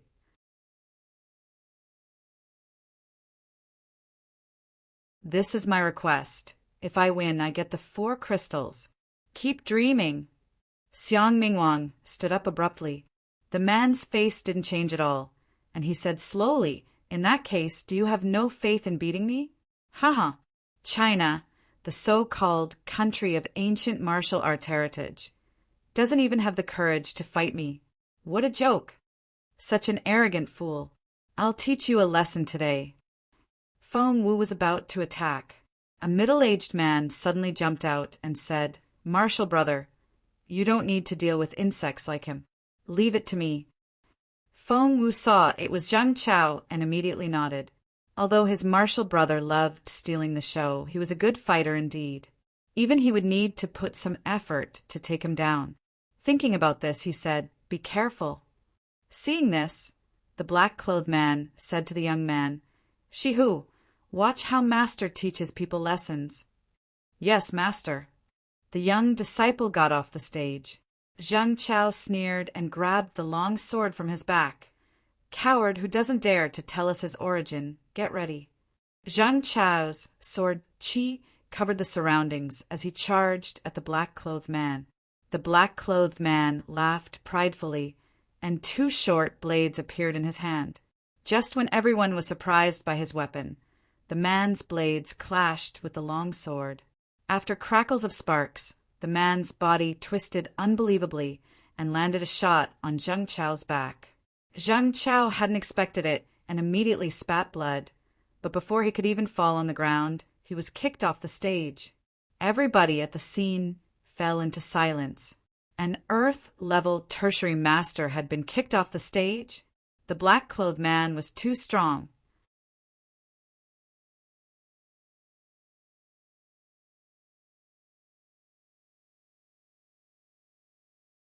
No one saw how the black-clothed man kicked Zhang Chao off the stage. Feng Wu looked on in disbelief. He was sure that he wouldn't be able to kick Zhang Chao off as easily. No one saw how the black-clothed man kicked Zhang Chao off the stage. Feng Wu looked on in disbelief. He was sure that he wouldn't be able to kick Zhang Chao off as easily. Mo frowned. He saw clearly that the black-clothed man's moves were filled with eeriness, and so was his inner qi. His inner qi might not be as strong as Zhang Chao's, but Zhang Chao was obviously not used to this ghostly way off fighting. Just then, the black-clothed man had twisted his body into a double helix shape. It was very brief, but Mo picked up on it with his spirit sense. Mo was sure that if the man used a style of fighting Zhang Chao was used to, victory would be hard to predict. As for him, The threat this black-clothed man posed was far less than Wang Lenchan because, under his spirit sense, this black-clothed man's elusive moves were clear as day. But for others it was different. Even Wang Lenchan wouldn't be able to be certain of victory if he wasn't familiar with the black-clothed man's moves. Unless Wang Lenchan used his killing blow as soon as he came out. But who would use those killing blows that had strong after-effects immediately? This petty power, yet you dare act cool. The black-clothed man seemed to have done something insignificant as he tapped his hands. Feng Wu's eyes went cold. Even if he was no match for this person, he had to attack. Otherwise, his Jiuming Academy would lose face. Seeing Feng Wu wanted to fight him, the black-clothed man said plainly, "Since you're agreeing to fight me, that must mean that if you lose, you will give the crystals." Feng Wu said coldly, "You've got your sly schemes, but those crystals don't belong to me. There's no way you can have them." Feng Wu had to be careful. The black-clothed man laughed. "Is the country with the biggest ancient martial arts heritage, too, scared to even bet this much? I'll be frank here. I came here for the crystals today. If you don't want to fight, that's fine. Just say that you Chinese ancient martial artists are no match for me." "Shameless thing, let me test how strong you are." Zhang Jingxia stood up and pulled out the sword he had gotten from Yi Mo. "I'm ready to fight anytime, anyone. But if you come, that means you accept my challenge and you will give the crystals if you lose," the black-clothed man said. Feng Wu waved his hand.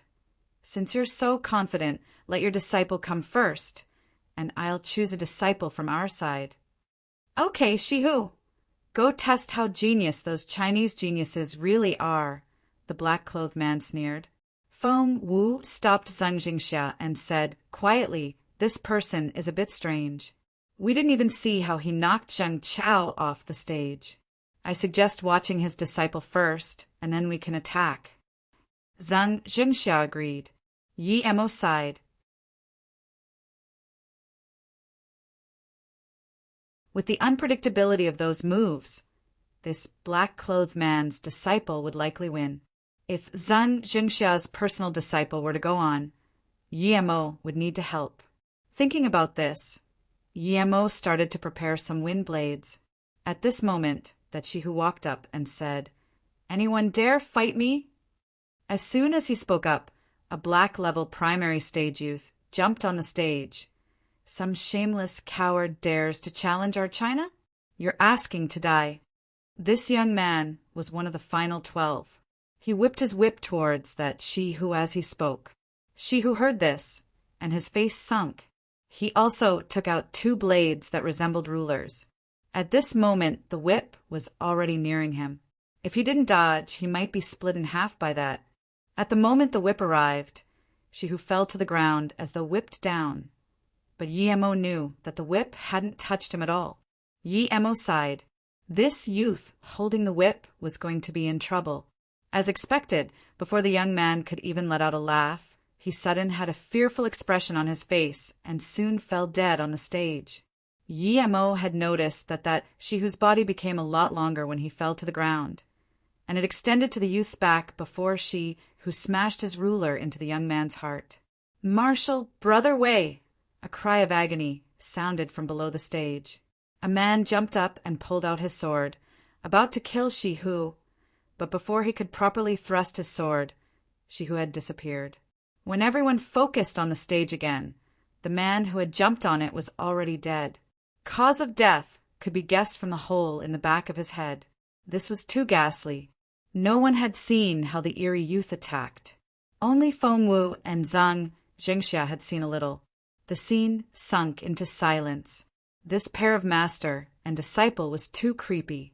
No one could see how they attacked, and they left no attacker alive. Even Feng Wu and the furious Xiang Mingwang fell silent.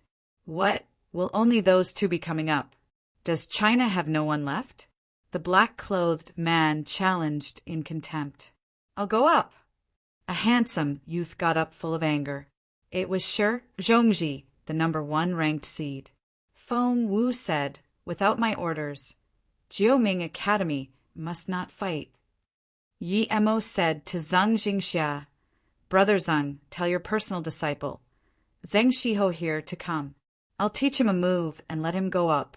Zhang Jingxia called Zheng Shiho over without hesitation. If it were someone else, he would think they were trying to harm his disciple, but not Yemo. Zheng Shiho had been itching to go. So now that his master let him, he wanted to charge up without hesitation. But he was stopped by Yemo. Yemo gave a stack of wind blade rune papers to him and said, "Don't talk to him when you get up there. He isn't as strong as you. He's only relying on some eerie movement technique. You just need to throw this stack of rune papers and shout out Lin." "Yes, martial uncle."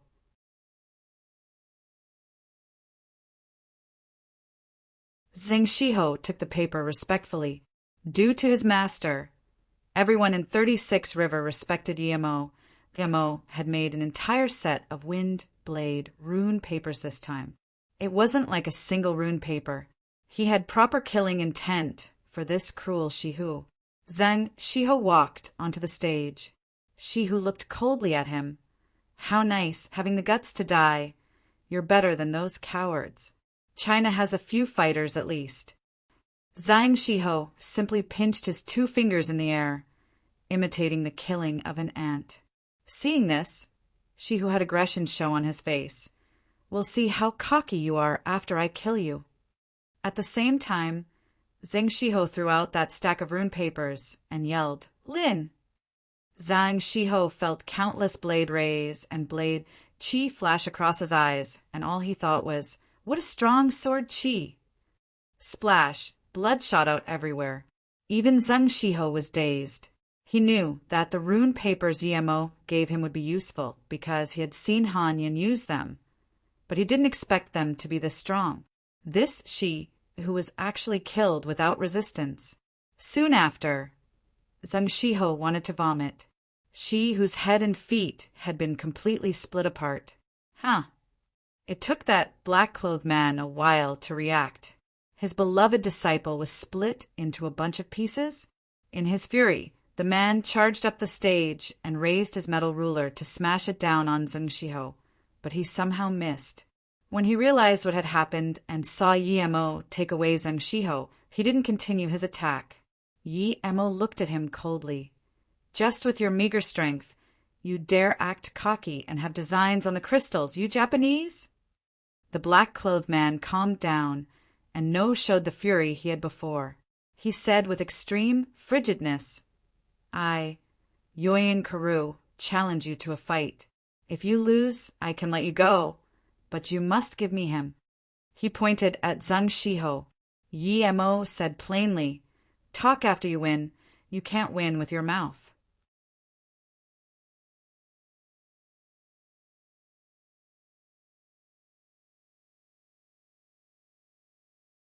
The black-clothed man's expression got ugly. He suddenly clashed the 2 rulers in his hands, and, just when everyone wondered what he was doing, he disappeared on the spot. The black-clothed man's expression got ugly. He suddenly clashed the 2 rulers in his hands, and, just when everyone wondered what he was doing, he disappeared on the spot. Everyone watching the fight shivered. What sort of martial arts could make someone disappear for a brief moment? Anyone would be caught off guard in that situation. Although Yemo was strong, could he dodge an invisible attack?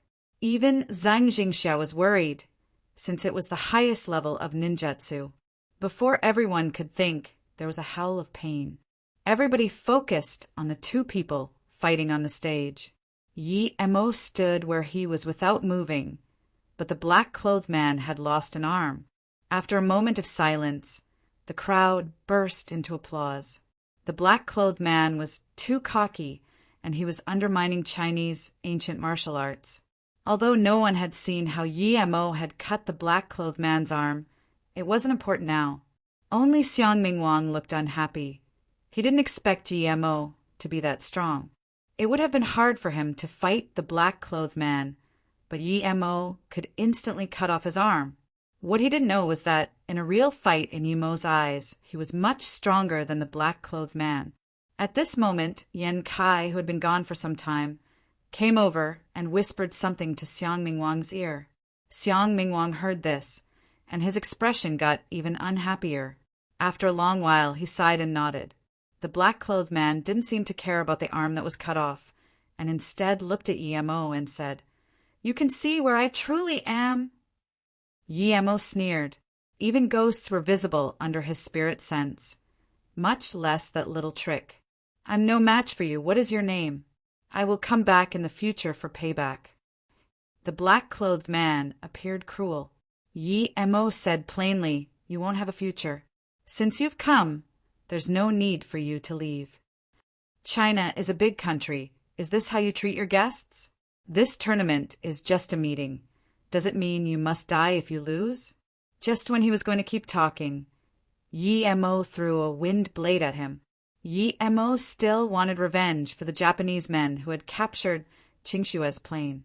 Now there was no way he was going to let the black-clothed man get away.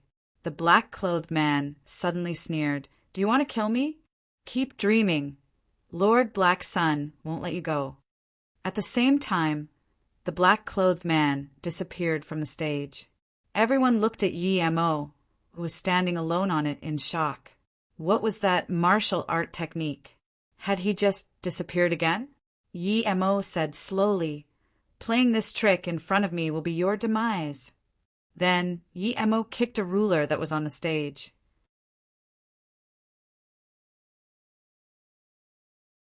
It flew up like a comet, hitting the black-clothed man, who was trying to run away through the door, and it pinned him on a post.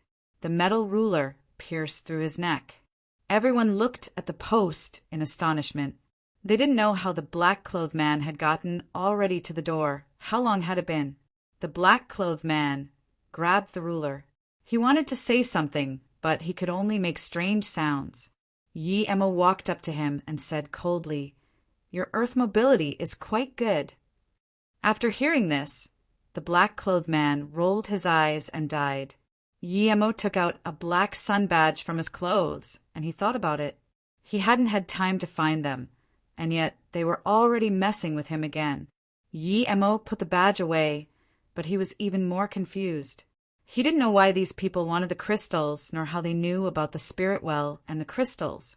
Emo was sure that they didn't know where the spirit well was, just like them. Otherwise, they would go straight there. Feng Wu thought he was already overestimating Emo, but he had clearly underestimated him once again. If he had gone on the stage, he wouldn't have been able to beat that easily the black-clothed man's eerie moves. It was very likely that he would have lost the match and his life as well. But Emo had killed him quite easily. Seeing Emo return to his seat, Zhang Zhenxia smiled and said, "Brother Yi, nice kill. How can a mere Japanese guy dare to act cocky at the heart of the ancient martial arts sects?" Feng Wu could only come and congratulate him too. Then he announced, "Now let the tournament continue." The top 3 were decided soon after that. They were Shi Zhongji, Zheng Shiho, and Yi Shuang from the Lian Hangjing Temple. Lu Ran should have been in the top 3, but he had been killed. Hence, the Gourd Cave didn't have one of theirs in the top 3. This made Xiang Mingwang hate Emo even more. The award ceremony was coming up next, but Emo didn't care. He only cared about how to get to the spirit well. Where was this place?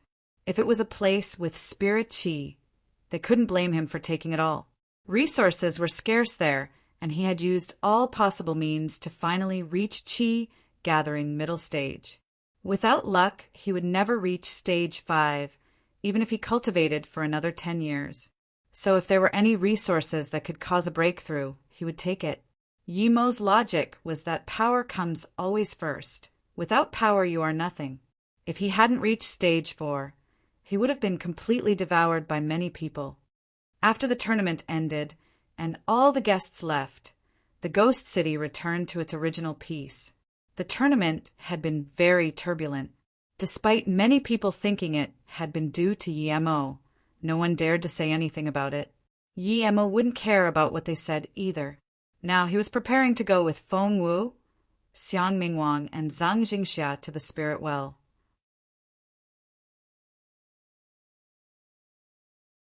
Zhang Jingxia didn't know where it was, and Xiang Mingwang and Feng Wu had no intention of telling them. After seeing everyone leave, there were only the 4 grand judges and the top 3 left. A total of 7 people. It wasn't long before 2 helicopters landed there. Feng Wu stood up and said, "Regardless of past discords, I hope that everyone will prioritize the big matters. The spirit well is everyone's hope for ascension. We need to work together to open it." Then Xiang Mingwang arranged for Zhang Jingxia and the top 3 to go on one helicopter. After that, one left. Feng Wu was just about to go on the second helicopter when Xiang Mingwang suddenly said, "Brother Feng, we've been in this city for so long. Don't you think it would be a bit rude if we just left like this?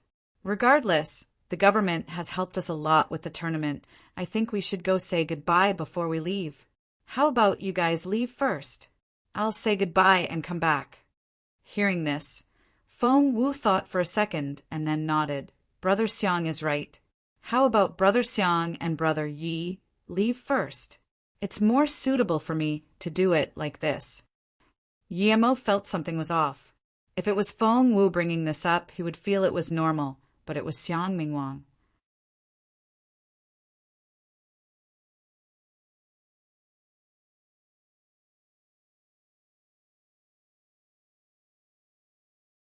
The helicopter rose up very quickly with only Yemo, Xiang Mingwang, and the pilot in it. Yemo and Xiang Mingwang didn't talk. He felt like it was too strange. Xiang Mingwang organized 2 separate helicopters, and Feng Wu was also sent away by him. Yemo knew that Xiang Mingwang probably had some schemes going on, but he wasn't afraid. The helicopter rose up very quickly with only Yemo, Xiang Mingwang, and the pilot in it. Yemo and Xiang Mingwang didn't talk. He felt like it was too strange. Xiang Mingwang organized 2 separate helicopters, and Feng Wu was also sent away by him. Yemo knew that Xiang Mingwang probably had some schemes going on, but he wasn't afraid. If it weren't that he wanted to find the crystals, Yemo would have really wanted to kill Xiang Mingwang right then and there. Xiang Mingwang sat down and never said a thing. 1 hour later, Yemo noticed a snow mountain underneath the helicopter. The mountain was at least tens of kilometers long, and its peak pierced into the clouds, making it quite a spectacular view. Yemo decided that once he got the spirit stones, he would have a good look around it. "Is this the Mei Nei Snow Mountain?" Yemo asked subconsciously. He suddenly thought of that ancient tomb the Fu brothers had talked about. Was all that here? Although Yemo was talking to himself, Xiang Mingwang still replied calmly, "Yes, this is the Mei Nei Snow Mountain. The spirit well is also here. We can all open it together when Brother Feng and sect leader Zheng arrive." Yemo nodded. If this Xiang Mingwang played tricks on him, he would kill him. There would still be Feng Wu, who knew the whereabouts of the spirit well. Looking down from the helicopter, Yemo saw a small river, probably the Lian Song River. The chopper flew past the peaks for another hour before landing at a flat platform at the waist of the mountain. The man called Yen Kai was already waiting there. Other than him, Yemo didn't sense anyone else. Yemo got off and found that this place had to be at least 3 or 4 kilometers above sea level. Everything was covered in snow. This would be a fitting place for immortals. Yemo sighed silently. If a hidden sect were to be founded here, it would definitely prove to be a good place for them to develop. The spirit well is here. Yemo looked at Xiang Mingwang confusedly. Xiang Mingwang said coldly, "The spirit well isn't here, but this is the origin of our gourd cave. The valley beneath those clouds is our sect." Yemo's voice turned cold. "Xiang Mingwang, do you think I don't dare kill you, or that I can't kill you?" Xiang Mingwang didn't resemble a rash person at all now, and just said, "If you're scared, you can immediately get the pilot to fill up gas and take you away. It was our sect who discovered the passage to the spirit well. To be precise, the spirit well belongs to us."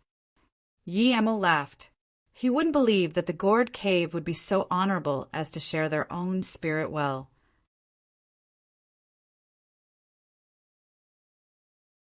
Xiang Mingwang didn't seem to notice Yi Mo's scorn and just kept talking. The spirit well can only be opened by great heaven masters or 4 masters who exceed the earth level peak stage. The duration it opens for is only 3 days. Our sect leader has been in solitary cultivation for more than 10 years, and so we can't open it ourselves. Thus, we invite other sects to open it together. Usually it's me, Brother Feng, Wang Lenchan, and Bian Shihai, but this time those 2 didn't come, so we invited you and Zhang Jingxia. So that was it. Yi Mo nodded. This was actually quite credible. But Yi Mo felt that there had to be a hidden reason why Xiang Mingwang had sent Feng Wu away. Whatever it was, he simply needed to be careful. Thinking about how he had even successfully sieged Dianshan, Yi Mo couldn't help but feel prideful. So what if it was the great and mighty Gourd Cave? Even if they were the number 1 sect, he wasn't afraid of them. Xiang Mingwang then turned to Yan Kai and said, Yan Kai, take Yi Mo to the spirit well. I will meet with Brother Feng first. Then he went on the helicopter and quickly left.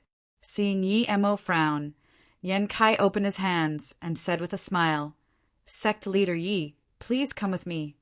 Then he just walked down the stairs to the Gourd Cave. Yi Mo smiled and followed without hesitation. Seeing this, Yan Kai smiled even more. As he walked, he started to talk about the snow mountain like a tour guide. Yi Mo listened, and even though he wasn't interested at all, Yan Kai kept on talking like a woman. An hour and a half later, the 2 had walked over countless barriers and harsh terrain before reaching a metal chain bridge. Yi Mo scanned it.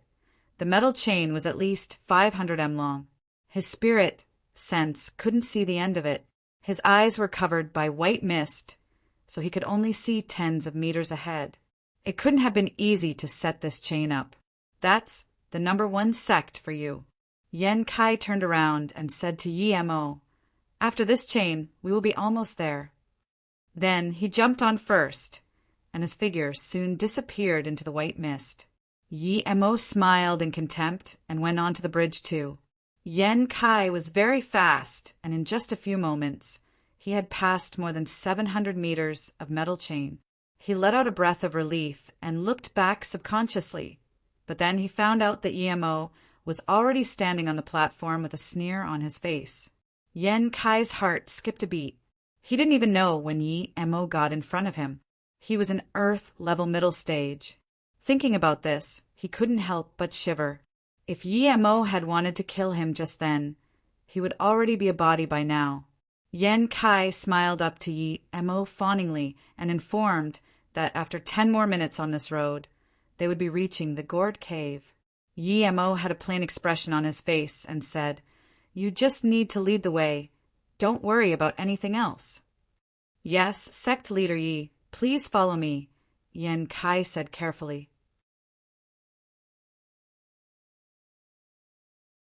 As Yan Kai twisted and turned a few times, the view opened up to show a broad terrain. Yi Mo couldn't help but be amazed at the hidden sect's searching skills. Whether it was Dianshan or Serenity, they were all too well hidden.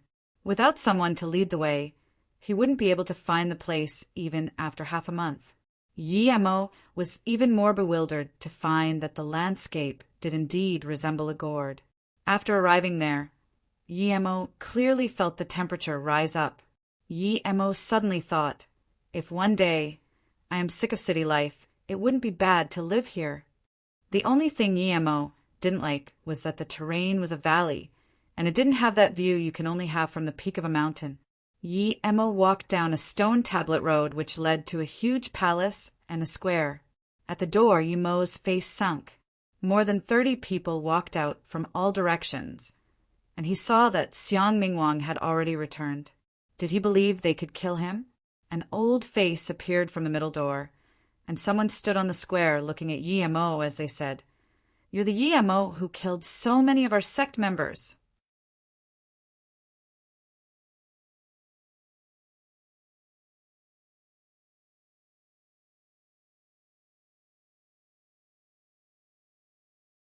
Yi Mo looked at the old man, and his heart sunk. For the first time, he couldn't see what his power level was. Also, this old man gave him a death threat feeling. It was the first time he had such a feeling. Yi Emo looked at the old man, and his heart sunk. For the first time, he couldn't see what his power level was. Also, this old man gave him a death threat feeling. It was the first time he had such a feeling. The old man was a strong enemy. He had a certain temperament of vastness to him that almost made Yi Emo think of the pressure foundation establishment cultivators had. If Yi Emo hadn't been sure that there were no cultivators in Gourd Cave, he would be running now. The old man was too scary. Yi Emo gathered all his chi, so he was ready to break through their barricade. He had been too careless. He didn't expect there could be someone that terrifying in Xiang Mingwang's base. If Yi Emo had known there was an old guy like that, he would have killed Xiang Mingwang at the top of the Broken Top Mountain. I am the Yi Emo, the one who has killed your Gourd Cave's members. Yi Emo breathed. Since he had already come, he needed to face it. Even if he couldn't run away, he would drag a few with him. You're very bold. You killed my sect members, but you still dared to come here empty-handed, this old man said plainly, and then took a step forward casually. An invisible force charged at Yi Emo, and his clothes flailed. It was as though a big hammer smashed him in the chest. He subconsciously used his chi around his body to calm down. Still, he was shook hard. Was that old man at great heaven level? If he was, then what was Tan Jiao supposed to be? Didn't people say there were no great heaven masters? Where did the old man come from? These big sects were not easy to deal with indeed. It seemed that the Jiao Ming Academy and the Wang family might also have people like these as well. If that was the case, then he really had been underestimating this world. The old man saw that Yi Emo had taken his inner chi blow and was a little surprised. That move seemed simple, but Yi Emo could take it without taking a step back or getting injured. This was no simple challenge. For the first time, Yi Emo caused in him a strange feeling. The old man sighed. He seemed to be struggling to talk. Yi Emo, you could accomplish great things, such a pity. Sect leader, he killed our elder and humiliated our sect. Our genius, sect member Lu Ran, was also killed by him. Even Peng Nigue lost an arm. If you hadn't come out in time, our 1,000-year-old heritage would have been gone to waste, and we wouldn't have been able to keep the spirit well, Xiang Mingwang said respectfully. Are you the sect leader? Yi Emo was shook. He didn't expect the sect leader to suddenly finish his solitary cultivation. That's right, I am the sect leader of Gourd Cave, Run Pingchuan. Since you killed that many sect members of mine, then no matter how genius you are, you need to stay here today, Ren Pingchuan said plainly. Yi Emo sneered. He was going to give his all. He couldn't dodge it either way. He looked at the extremely old man and sneered again. Sect leader Rin, I respect your power, but not your character. Your sect provoked me. Am I not allowed to retaliate? Rin Pingchuan said slowly, my Gourd Cave sect is the biggest sect in the outer hidden sections. We don't need you to teach us what to do. Moreover, Xiang Mingwang just asked you about your heritage. Even if he killed a person of yours, you can't retaliate against us. Yi Emo laughed. Old fart, how shamelessness. I was wondering why the Gourd Cave people were all so shameless. It seems that's all part of its heritage. Old thing, just because you reached great heaven, don't think that you can do anything to me. Rin Pingchuan didn't seem to hear Yi Emo's curses. He just looked up into the clouds with a frown. Then he said plainly, I've been in solitary training for 80 years, yet I didn't reach great heaven. Pity I don't have much time. Sigh dash, old thing, you're not at great heaven level. Yi Emo was shocked. He was sure that Ren Pingchuan was at great heaven level, but he turned out not to be great heaven. Rin Pingchuan said plainly, the fact that you're able to kill halfway great heaven masters at this young age means that your heritage is very significant. In that case, give it to me. Perhaps I might be able to take that step forward with it. Then, Ren Pingchuan walked forward and palmed Yi Emo, Yemo almost thought that Rin Pingchuan was a cultivator. There was a 5 to 6 meter difference between them, but it only took him one step to get in front of him. Before the palm even landed, the searing wind and a sharp killing intent were already looming over him. Yemo really wanted to avoid it, but he realized his entire body was cloaked in the palm wind. He had no other way but to it head on. The flying sword appeared in Yemo's hand instantly, and, using 90% of his chi, he pierced Rin Pingchuan's palm. Rumble. The palm and fist didn't clash together, but a many-meter deep ditch was created. Yemo was smashed by the palm wind and thrown into a gourd cave member. This person didn't even get to make a sound. He was instantly killed by the crash. Good sword. I didn't even see where you took out your sword from. You're capable. Rin Pingchuan didn't seem to notice at all that a sect member of his had died because of Yemo. He didn't even seem to notice that the sword had sliced his hand. Yemo resisted the ruptures in this dantian and gulped down the blood he was about to spit. He was shocked at the old man's inner chi intensity. Young man, you're this young. You have such dense inner chi and such sharp weapon. Your heritage is significant indeed. Give me your heritage and end yourself. I can assure that our sect members won't get revenge on your family nor go to that flowing snake of yours. Rin Pingchuan was really interested in Yemo's heritage now. Yemo used 100% of his chi, and the flying sword in his hand turned into a huge door-sized sword, as he tried to hack the old man with countless killing intent. At the same time he sneered, "Old fart, your promise is bullsh *t in my eyes." Rin Pingchuan had reached the bottom line. Yemo felt that although Rin Pingchuan's inner chi was much greater than his, he could have a chance since Rin Pingchuan was too old. Yemo knew that for masters like Rin Pingchuan, his fireballs and wind blades were no threat at all. When he saw the huge sword, Rin Pingchuan's expression became very excited. He murmured, "It's a real magic artifact. The legends are true." Rin Pingchuan grabbed a black stick from his waist. Rumble! Yemo's flying sword clashed with Rin Pingchuan's stick, creating a huge chi wave. The weaker sect members were knocked out while the others retreated in fear. Yemo was smashed into a wall again. His body was covered in blood. Yemo felt his bones were breaking. Even his dantian was about to break. He didn't think too much. He immediately took 2 Lotus Life pills. After taking them, his wounds recovered rapidly. Luckily, he had Lotus Life pills with him. Otherwise, he would be over. He had too little offensive means. After all, the resources were limited there, and a lot of means required chi. Yemo had to use the sword control now. It was his life-saving trump card. But Rin Pingchuan was too strong, and he had to use it then. Rin Pingchuan also didn't take the attack lightly. Blood seeped out of his mouth. "Young man, you've completely annoyed me now," Rin Pingchuan said. He hadn't seen Yemo take the pill, and even if he had, he wouldn't care. There was no pill that could help him recover after such heavy injury that quickly. You go cut off his legs and bring him over. He shouldn't be able to move anymore after that. Rin Pingchuan pointed at a black-level tertiary stage man and said, "Yes, martial ancestor." The person rejoiced and ran to him.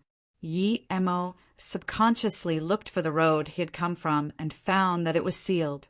Xiang Emingwang thought Yemo was hoping for Feng Wu to appear and sneered, "Feng Wu and Zhang Jingxia won't be coming. Don't count on that. Even if they came, they wouldn't help you." Yemo ignored Xiang Mingwang. His flying sword moved again and split the black-level stage man in half. "How dare you!" Rin Pingchuan yelled. His stick brought a whirlwind of killing intent as it smashed Yemo's leg. Rin Pingchuan couldn't control himself after seeing Yemo still had the ability to kill after that.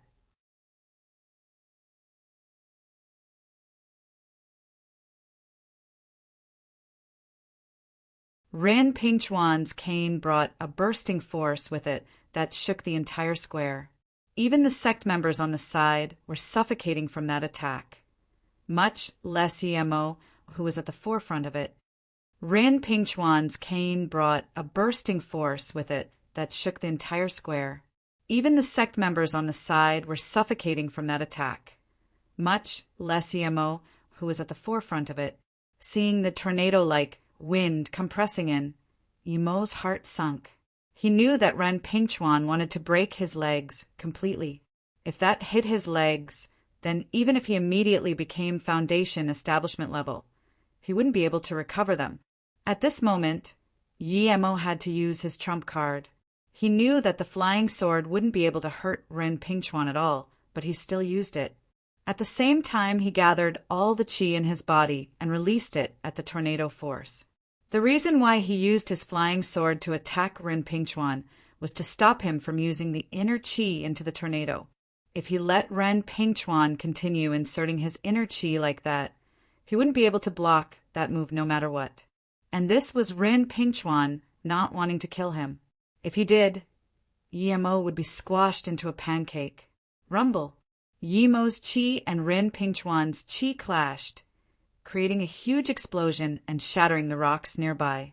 This scene would really mean nothing much for immortal cultivators, but for mortal ancient martial artists, it was quite shocking.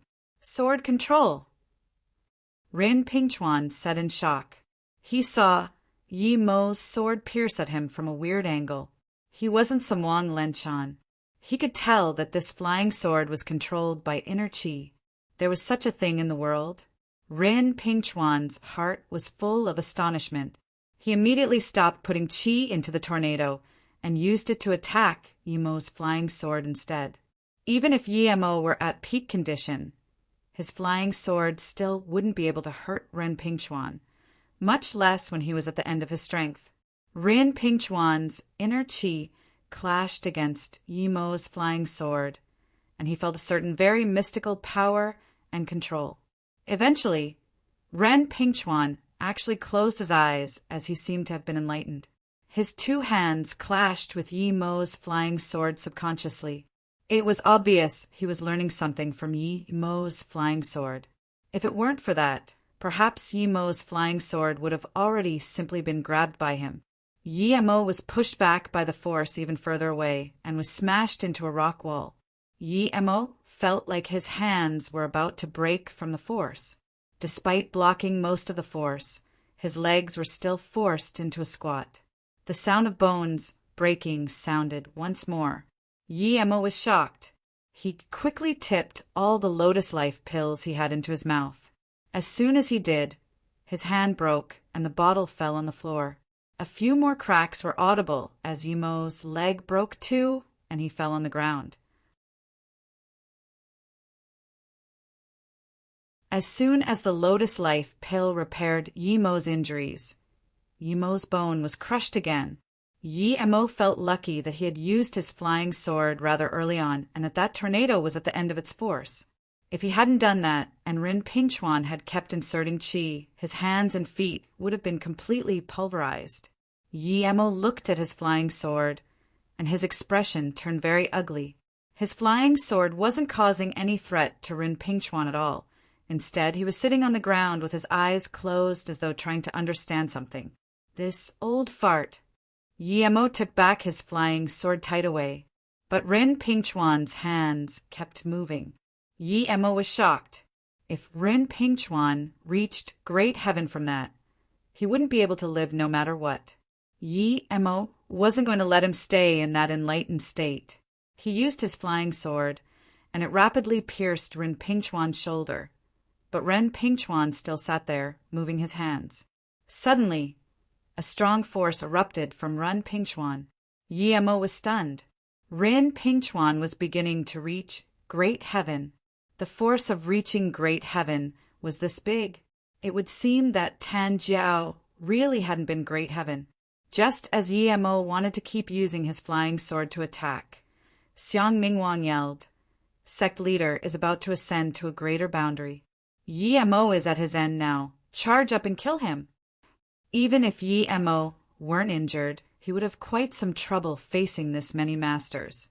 Yemo could tell that these people were stronger than Wang Lenchan's entourage back then. / Yi Mo killed 6 earth and black level attackers with his flying sword, but his inner chi and spirit sense depleted rapidly like that. Slash! Xiang Mingwang's long sword pierced Yi Mo's chest. Yi Mo used his chi to accelerate the effect of the Lotus Life pills, but he was just too heavily injured. Even multiple pills couldn't help him now, and he was only getting more and more wounds. Yi Mo knew that the moment his chi was completely depleted would be the moment he died. The flying sword spent 80% of the time fighting Xiang Mingwang and 20% of the time fighting others. The potency of the pill was getting weaker and weaker. By the time Yi Mo could move one hand, the potency disappeared completely. Despair flashed across Yi Mo's eyes. Was he going to die here? At this moment, Ren Pingchuan suddenly let out a long howl, and a huge force erupted from his body. Yi Mo's heart sunk even further. Even if Ren Pingchuan hadn't reached Great Heaven, he wouldn't be able to run away. Not to mention running away, he couldn't even stand up. Yi Mo considered some things and suddenly took out a wooden box from his ring before throwing it at Xiang Mingwang. "This is my heritage, take it!" Xiang Mingwang caught it out of reflex, and as he did, Yi Mo immediately said, "Xiang Mingwang, that's a bomb in your hand.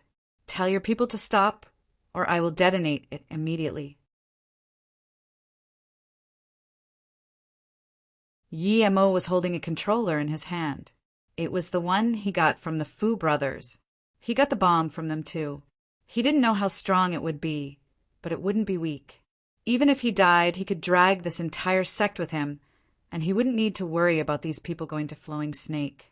Xiang Mingwang subconsciously looked at the box and then at Yi Mo's controller. A few seconds later, he said, "You're an ancient martial artist, yet you use low means like this?" Yi Mo sat on the ground and sneered. "If you dare put it down, I'll detonate it immediately. If you don't believe me, why don't you try me? And since when are ancient martial artists not allowed to use advanced technology?" Xiang Mingwang said calmly, "Yi Mo, if you think a bomb can do anything to me, you're wrong. Even if you have a machine gun, you can't do anything to me. Hand over your actual heritage and controller and end yourself. I promise I won't look for trouble with your family." Yi Mo really wanted to jeer at him, but the burning feeling from his dantian made him spit blood. He knew that even if Xiang Mingwang didn't do anything, he wouldn't last much longer. Pity his Lotus Life pills were all used up too. Yi Mo knew that Xiang Mingwang was right.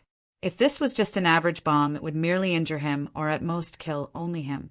At this moment, Yi Mo could only hope this was no ordinary bomb. Xiang Mingwang was about to put the bomb to the side when Yi Mo gave a final warning. "Xiang Mingwang, if you put it down, I will detonate it immediately." Xiang Mingwang was furious, but he didn't dare to not listen to Yi Mo. If this bomb was really not an ordinary one and he threw it out, the entire sect would be destroyed due to him. At the same time, Yi Mo was trying to gather some of his chi. He only needed a little bit, yet he couldn't do it. "Xiang Mingwang, tell your people to retreat to the door, or I will do it," Yi Mo threatened coolly. Once they retreated to a certain place, he would be able to fly away on the sword. Xiang Mingwang didn't want to do it, but he had no other option. He didn't dare risk himself and the sect. Meanwhile, Ren Pingchan's force was getting more and more potent. Yi Mo was worried. He knew that Ren Pingchuan was about to break through.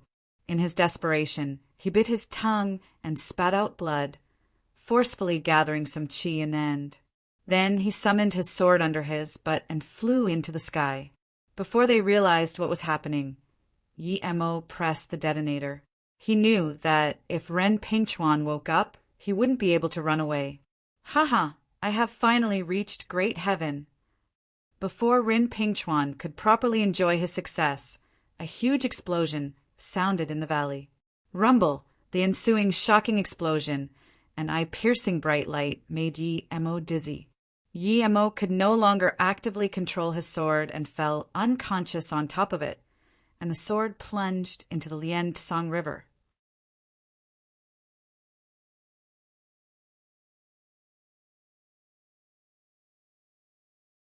On the outskirts of the Nei snow mountains, a woman was climbing them arduously. The woman wore a blue puffer jacket and carried a huge climbing backpack. On the outskirts of the Nei snow mountains, a woman was climbing them arduously.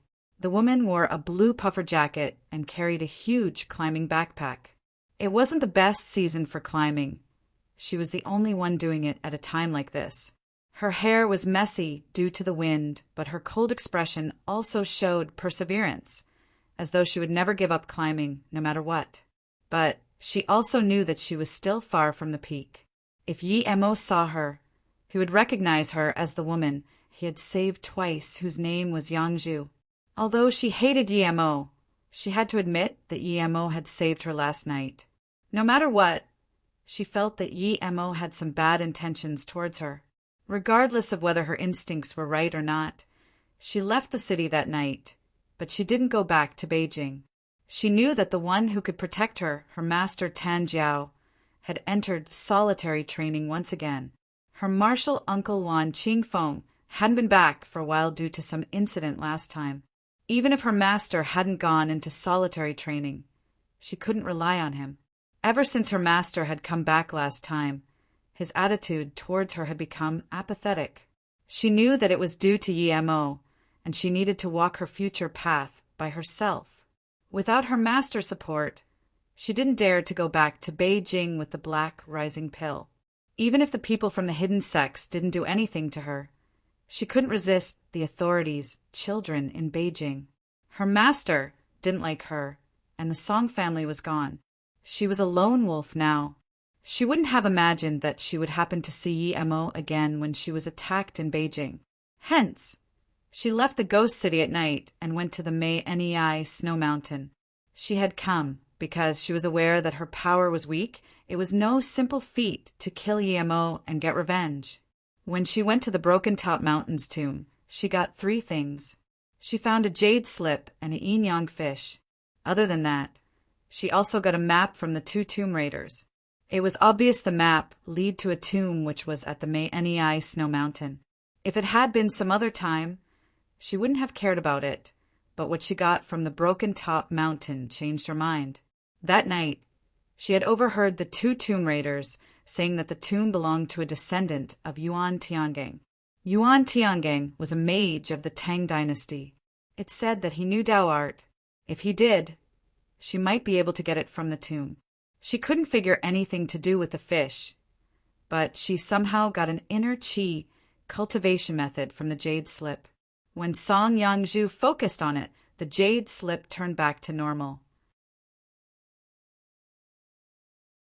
She had thought it was just an illusion, but when she practiced according to the cultivation method, she found that in one night her inner qi had become stronger. This discovery made her very happy. Still, she was disappointed to find out that she couldn't get anything from it when she tried investigating. This made Song Yangzhu more fervent about going to the ancient tomb in the Nei snow mountains.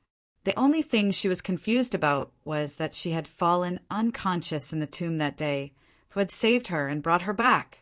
It was stuck in her mind. The Tsang Lian River was very beautiful. When Song Yangzhu got there, she had already forgotten her purpose. She rested at one of the river's branches. The water there seemed a little red. It had the name of the Peacock River. Song Yangzhu looked into the river and got lost in her thoughts. If she didn't have to take revenge for her family, she could imagine herself going there with the person she loved. Such a pretty place, Song Yangzhu murmured and then put down the bag. She decided to stay there for the night and leave the next morning. Song Yangzhu made a simple tent by the river. Then she walked over to the river to wash her face. She had been on high alert for a few days, and now she could finally relax a little. But when she approached the river, she found a shocking scene. Moments ago there had been nothing there, but now there was a body. Was this person dead or alive? Song Yangzhu dragged the man to the riverbank, and she realized he was covered in sword wounds. Song Yangzhu could see that the person was probably an ancient martial arts cultivator. He had probably died from such serious injuries already. Thinking about this, Song Yangzhu grabbed a branch and flipped the man over. When Yi Mo fell unconscious on the flying sword, he knew it wouldn't end well. Since he didn't have any qi, he didn't manage to stop himself and fell straight into the river. The cold water woke him up briefly. Yi Mo couldn't do anything to heal himself. He couldn't even move. He could only change his breathing into inner breathing, but that would only make him last a few more days. When he was flipped over, he woke up for a brief moment. But he knew that it would only last for a short while. He was soon going to fall unconscious again. "It's you!" Song Yangzhu looked at Yi Mo dazedly. She wouldn't have expected that the person she had tried to kill with all her might would fall into her hands in that state. Was that the subtle cause and effect that exists in the world? The heavens had given him to her so she could get revenge. In that moment, Song Yangzhu pulled out a dagger without hesitation.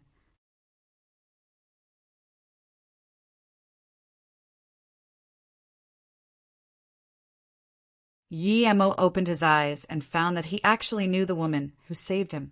It was the cold woman he had saved twice before. Yi Mo opened his eyes and found that he actually knew the woman who saved him.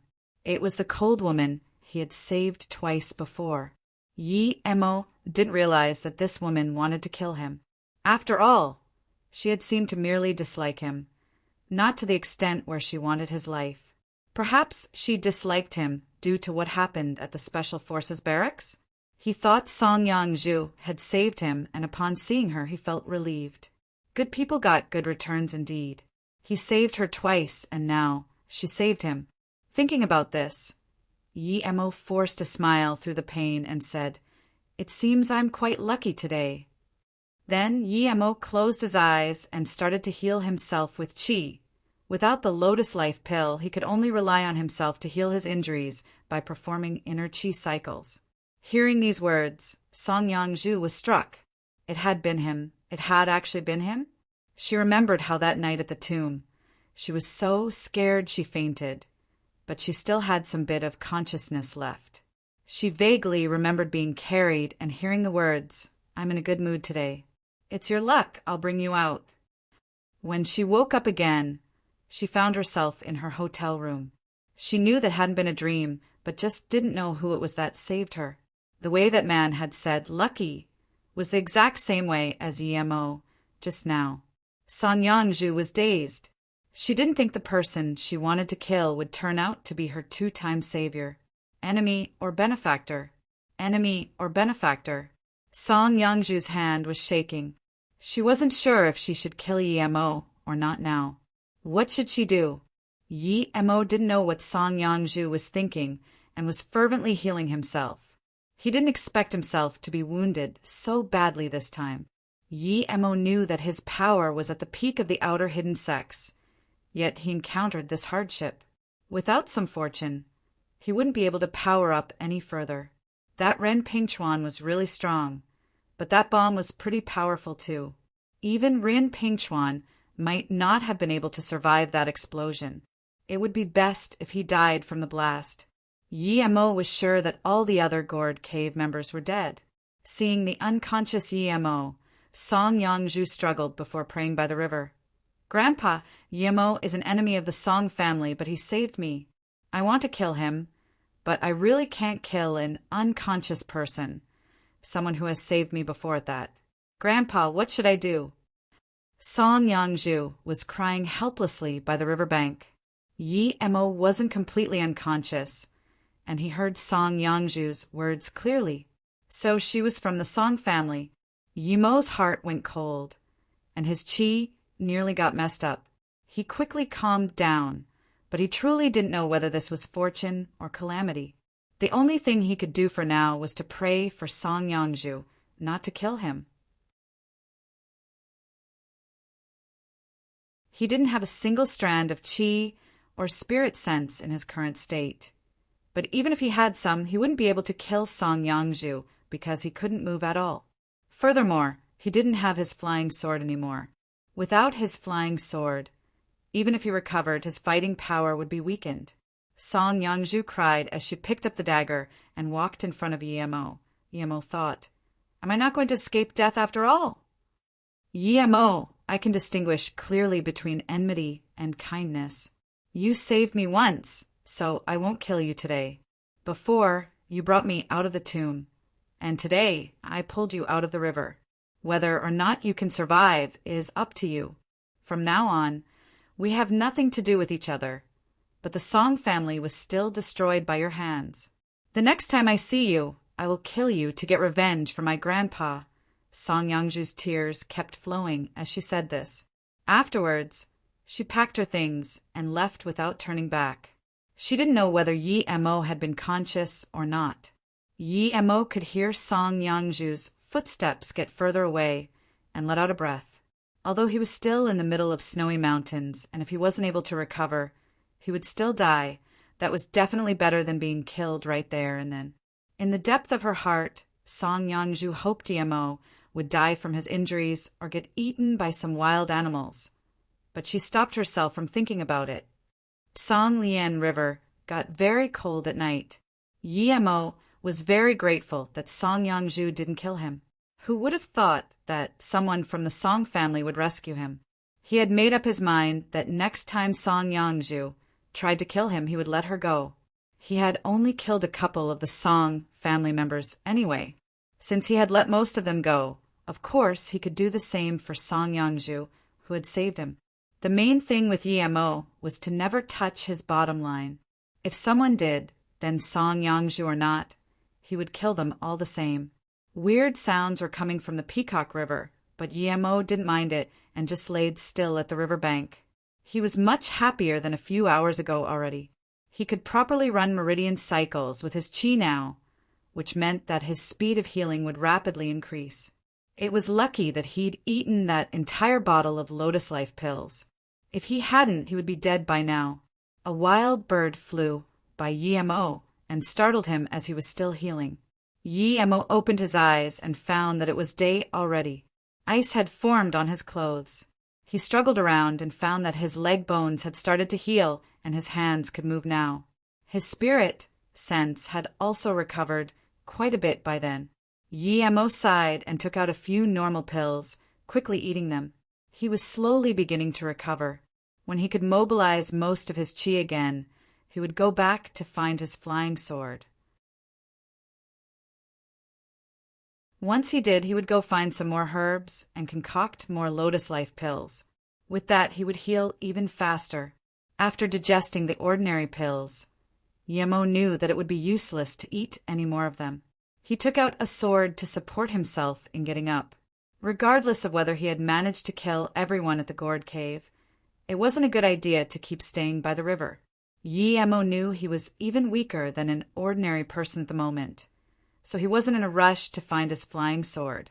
A few hours later, Mo appeared by a rock not far from the river and found a hole to slide into. Afterwards, he blocked the hole and started to recover once more. Meanwhile, tens of kilometers away, Song Yangju was looking for the entrance of the tomb with her map.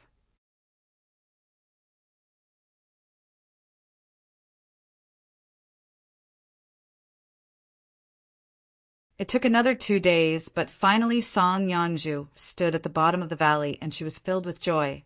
She knew she had found the place that led the tomb. It was only 10 meters away from the bottom of the valley. It took another 2 days, but finally Song Yangju stood at the bottom of the valley and she was filled with joy. She knew she had found the place that led the tomb. It was only 10 meters away from the bottom of the valley. Song Yangju wanted to find a place to stay for the time being. She was planning to cultivate while digging out the ancient tomb. But in this moment, a voice sounded. Were there people talking in the depth of the snow mountain? Song Yangju looked behind in shock and saw 2 men carrying big bags. They had shotguns in their hands, and they were walking towards her as they spoke. 2 hunters? What were they doing there? Song Yangju didn't head towards the tomb. She couldn't expose it. When Song Yangju spotted the 2 men, they also saw her. The 2 hunters said something to each other and headed towards her with their guns. When they got close, Song Yangju saw that one of them was a white-skinned foreigner. He had a bulky build. The other man was Chinese. He was very short but sturdy. His face had many scars on it, which made him look very hideous. They were obviously surprised to see Song Yongju there. "Who are you? Why are you in the depth of the Nei snow mountains?" the short man asked. He was vigilant, as though one wrong word and he would fire. "Who are you guys?" Song Yongju rested easy. These men were probably really hunters. She could smell the blood in their bags. But Song Yongju couldn't understand why they were all the way there. As though they felt Song Yongju posed no threat, the short man put the gun down and said, "I'm Jiang Chuanwu. This is my friend Erickson. We came here for hunting." "Hunting." Song Yongju looked at the two men with confusion and suddenly said, "Did you come to hunt the snow fox?" She was more and more certain they had come here to hunt the snow fox. Snow fox fur was very precious, and it was said that only the Nei snow mountains had these animals. These animals were not only nationally protected, but also internationally. Jiang Chuanwu's expression didn't look good, but he still said, "Are they that easy to find? We just came here to hunt some regular animals." Song Yongju didn't continue asking. It didn't concern her. It was good as long as they didn't come for the tomb. "What are you here for?" Jiang Chuanwu looked at Song Yongju confused. She was that pretty and young. Yet she was alone in the depths of the snow mountain. It seemed eerie. "I'm just hiking, but I got lost." She could no longer be bothered to talk to the two hunters, so she turned around and walked away. With them there, she couldn't dig the tomb. She had to wait until they left before she could.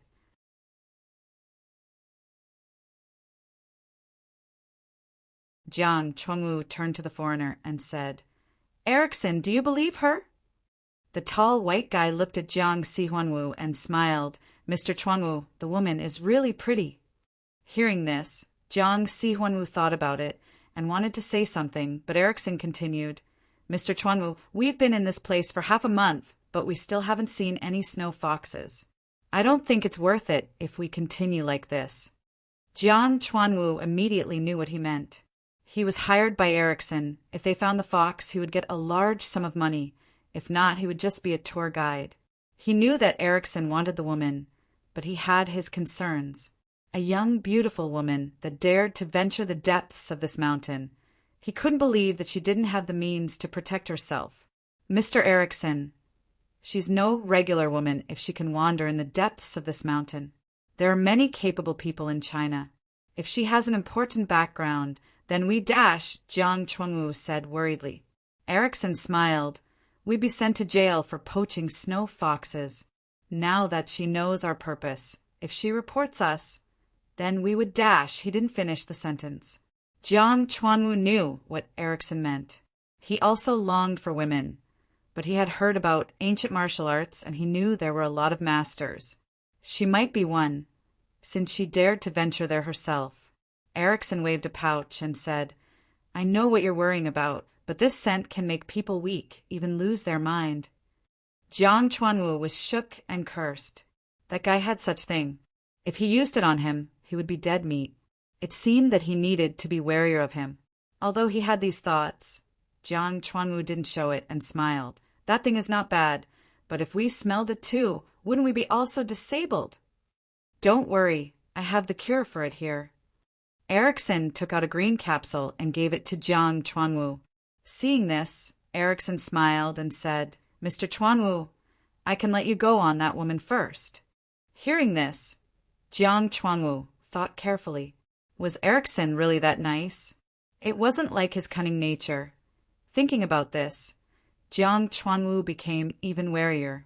Seeing this, Erickson quickly said, "Mr. Chuanwu, don't misunderstand me. I also have some conditions. I brought the scent and the cure. If you go on her first, you must give me the short sword you found." Hearing this, Jiang Chuanwu took out a short sword from his bag and said strangely, "You want this short sword?" He had found it by the river yesterday. He didn't understand why Erickson wanted that normal-looking sword.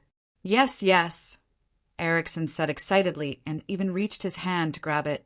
Jiang Chuanwu put the sword away and said casually, Mr. Erickson, we don't even have her yet. No need to rush. Oh, right, yeah. Erickson rubbed his hands. Song Yangju found a place to shelter from the wind and cleaned it before setting up her tent. Just when she finished setting up the tent, the two men were approaching it. Song Yangju immediately became vigilant. She didn't want to talk to them. Why were they here? What Song Yangju didn't expect was that they set their tents near hers. Song Yangju frowned. She decided to pack up her tent and leave.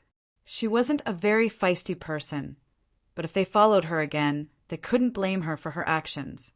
Before she came out, the man called Jiang Chuanwu came over and stood at the door saying, "Young girl, help us. There are a lot of beasts around the snow mountain. It'll be safer if we stay together. We've made roasted rabbit meat. Let's eat together." Song Yangju said with a cold face, "No need. I don't like living with strangers. Since you guys like it here, I'll move away." "Hi, I'm Erickson. Nice to meet you." Erickson approached her politely and reached out his hand. Song Yangju's face was cold, as though she hadn't seen his hand. Erickson took back his hand awkwardly and passed over a cigarette to Jiang Chuanwu before lighting up his own.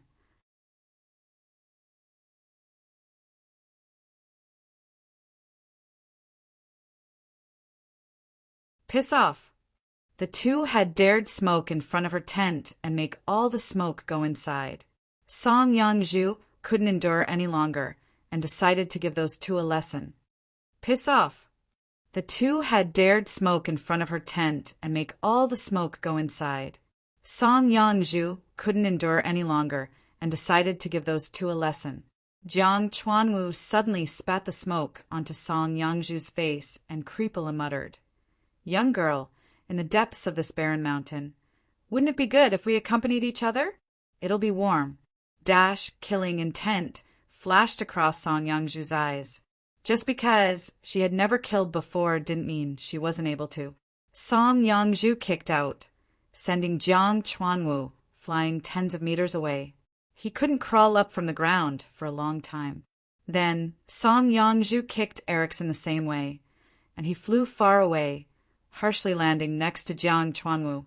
As soon as she did that, she felt something wasn't right. She felt weak and extremely lustful. Song Yangju immediately realized that there must have been something fishy about that smoke, but she didn't even have the strength to step on the cigarette to put it out. "Didn't you promise the smoke dash?" Jiang Chuanwu didn't finish complaining because he saw Yangju stumbling. "Hee, this is made from authentic African red snake grass. No matter how conservative she is, she won't be able to control herself." Erickson smiled and rubbed his waist, crawling up slowly. This woman is really frightening, though. Her kick was too powerful. Jiang Chuanwu also felt fear. If it hadn't been for the smoke, the two of them combined would have been no match for this woman. Yemo stood up. After a day of recovery, his outer wounds had disappeared and his bones had healed. Even his spirit sense had recovered by half. His chi, however, had only recovered less than 1%. Yemo knew that that was due to his injured dantian. If he wanted to recover all of his chi, he had to heal his dantian first. But he knew that without the Lotus Life pill, it wouldn't be easy to recover his dantian. If it wasn't for his flying sword, he would want to leave this place already. He was sure that no one else other than Xiang Mingwang and Ren Pingchuan could have survived a blast. Xiang Mingwang was even most likely dead, as he had been the one holding on to the bomb. The only one Yemo was worried about was Ren Pingchuan. If Ren Pingchuan wasn't dead, then Yemo would be if he met him again. But no matter how badly he wanted to leave, he needed his flying sword. Without it, he couldn't escape these mountains. His flying sword was also very precious. It would be far too difficult to find enough materials to make another one. Yemo looked for many hours by the river, but didn't find anything. He was lacking in chi and felt tired quickly. A white animal passed by Yemo's eyes rapidly, so fast that Yemo almost didn't notice it. Such a pretty thing. Yi Mo's spirit sense immediately noticed that it was a fox. He knew that these things were very rare on Earth, especially such a beautiful white one. Yi Mo immediately took a liking to it. He thought that since Qingxue had silver, if he gave this fox to Luoying, she would be very happy. Thinking like that, Yi Mo followed after the cute creature. As though sensing that Yi Mo was chasing it, it ran faster. If Yi Mo had his flying sword or his qi, it really wouldn't take long for him to catch it. But now he was only a little stronger than a normal person. He ran for a couple of hours and didn't even realize he had entered the inner parts of the snow mountain. When Yi Mo was puffing heavily and close to losing his breath, he finally almost caught up to the fox. Just as Yi Mo was about to catch the fox, he stopped himself. He had sensed his flying sword this deep into the mountains. His flying sword clearly fell by the river. Why would it be here? No matter what, since his flying sword was here, Yi Mo had to go. Yi Mo released his spirit sense to the maximum and ran towards it. The fox saw that Yi Mo stopped chasing it, so it halted too and stared at Yi Mo's back. Song Yangzhu felt as if her body were jelly, and it didn't take her long to realize that she was in trouble. She regretted merely kicking the two away instead of killing them. Seeing Jiang Chuanwu and Erickson slowly creep over, Song Yangzhu began to worry. Her heart sunk to the bottom. She knew that if the two came to her tent, it would be over for her. Song Yangzhu wanted to force out the mist from her body, but she couldn't. Jiang Chuanwu took out the sword and dumped it over to Erickson. "This is yours. I'll be going on her first." Erickson smiled and didn't pay Jiang Chuanwu any heed. He focused on the short sword and sliced it at some rock. The rock was sliced in half like tofu. Erickson was shocked. To him, women were something he could get anywhere, but he had never encountered such a powerful sword before. Was this one of the 10 great swords of China or something? Even if he didn't get the snow fox fur, he'd earned big this time. But that Jiang Chuanwu, the idiot, actually gave it to him. Seeing Jiang Chuanwu walk over, Song Yangzhu was shaking. If you had just cooperated, things would have been great. I won't be the only one feeling pleasure here. You're not really losing out. Why are you so serious? Jiang Chuanwu put out his hand as he spoke casually. "Animal, if you dare come over, I will kill you." Song Yangzhu yelled. She truly wanted to kill him, but she was completely powerless. Hearing this, Jiang Chuanwu laughed. "You dare threaten me? How about I kill you after F*king you, be *tch." Although Jiang Chuanwu was only threatening her now, he did have thoughts of killing her.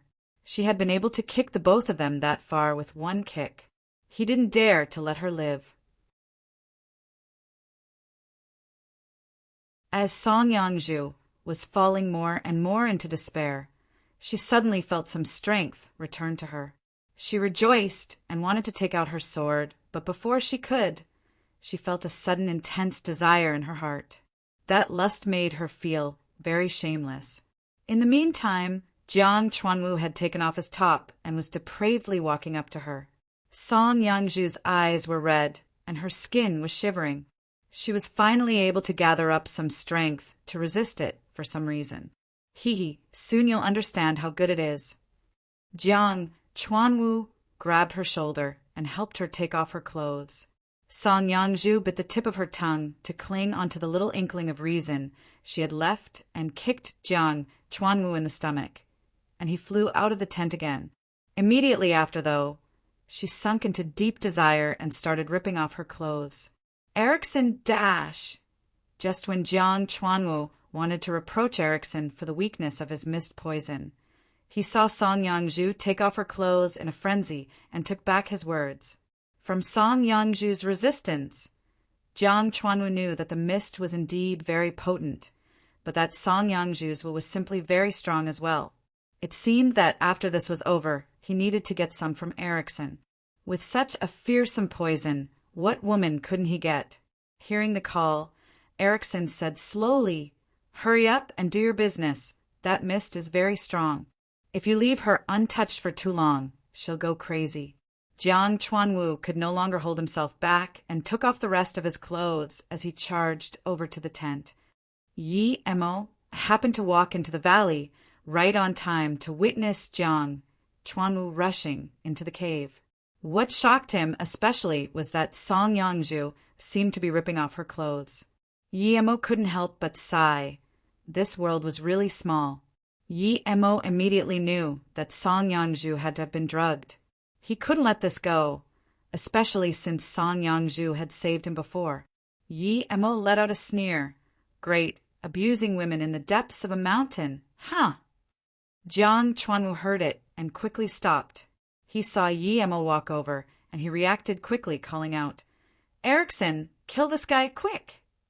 Yi Emo saw the flying sword in Erickson's hand as he was putting it down to take out his gun.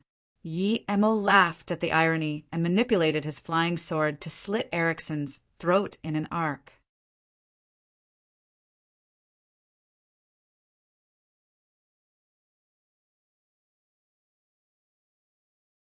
Blood splashed. A few seconds later, Erickson's headless body dropped on the ground.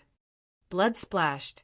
A few seconds later, Erickson's headless body dropped on the ground. Jiang Chuanwu stared at the head rolling far away. He didn't know how that young man had killed Erickson. They were clearly so far apart. He even forgot to beg for mercy. Yi Emo was tired, however. He had very little qi and had chased the fox for quite a long while. "Big brother, you can have that woman for dash." Jiang Chuanwu finally reacted, but before he said anything else, Yi Emo's flying sword pierced his neck. That day at the break of dawn, two heads rolled to each other. Yi Emo wanted to use a fireball to burn them both, but he really felt his qi wasn't enough. When he saw that Song Yangzhu was almost in a frenzy, Yi Emo didn't dare waste time and quickly made his way over. He went into the tent wanting to use acupuncture to force the poison out, but Song Yangzhu had already charged at him and put her arms around him. She started to pull Yi Emo's clothes. Yi Emo sighed, but he didn't push her away. He used a golden needle to pierce into a chakra point. As soon as he did, Yi Emo's expression changed. He just realized he was out of qi. How was he going to force the poison out? Song Yangzhu was obviously poisoned by some extremely strong aphrodisiac. She wasn't going to last much longer. Yi Emo was angry. Those two men were too vicious. However, he was out of qi and he couldn't cure her. Even if he did that with Song Yangzhu, it might not go away completely. But if he didn't do it, Song Yangzhu would immediately be in danger. But in the case that only a little bit of poison were left, as long as she didn't lose her mind, she could force it out herself with her yellow level peak power. Just when Yi Emo was deciding on what to do, his top got torn. Yi Emo only had a thin shirt on him. Now that it was torn off, Song Yangzhu's burning body touched his. Yi Emo, who had never had sex before, immediately felt hot. He had many mind-calming chants, but they required qi to use. How could Yi Emo, who was depleted of qi, resist against this attack? Although Yi Emo had the power to push her away, she was in danger indeed, and his heart was already aroused by Song Yangzhu. He didn't want to push her away. He even pulled out the golden needle. Yi Emo felt guilty about Ning Qingxue and Luo Ying, but he could only lie and convince himself that Song Yangzhu had saved him before. He knew it was an excuse, but he still used it to comfort himself. Rumble!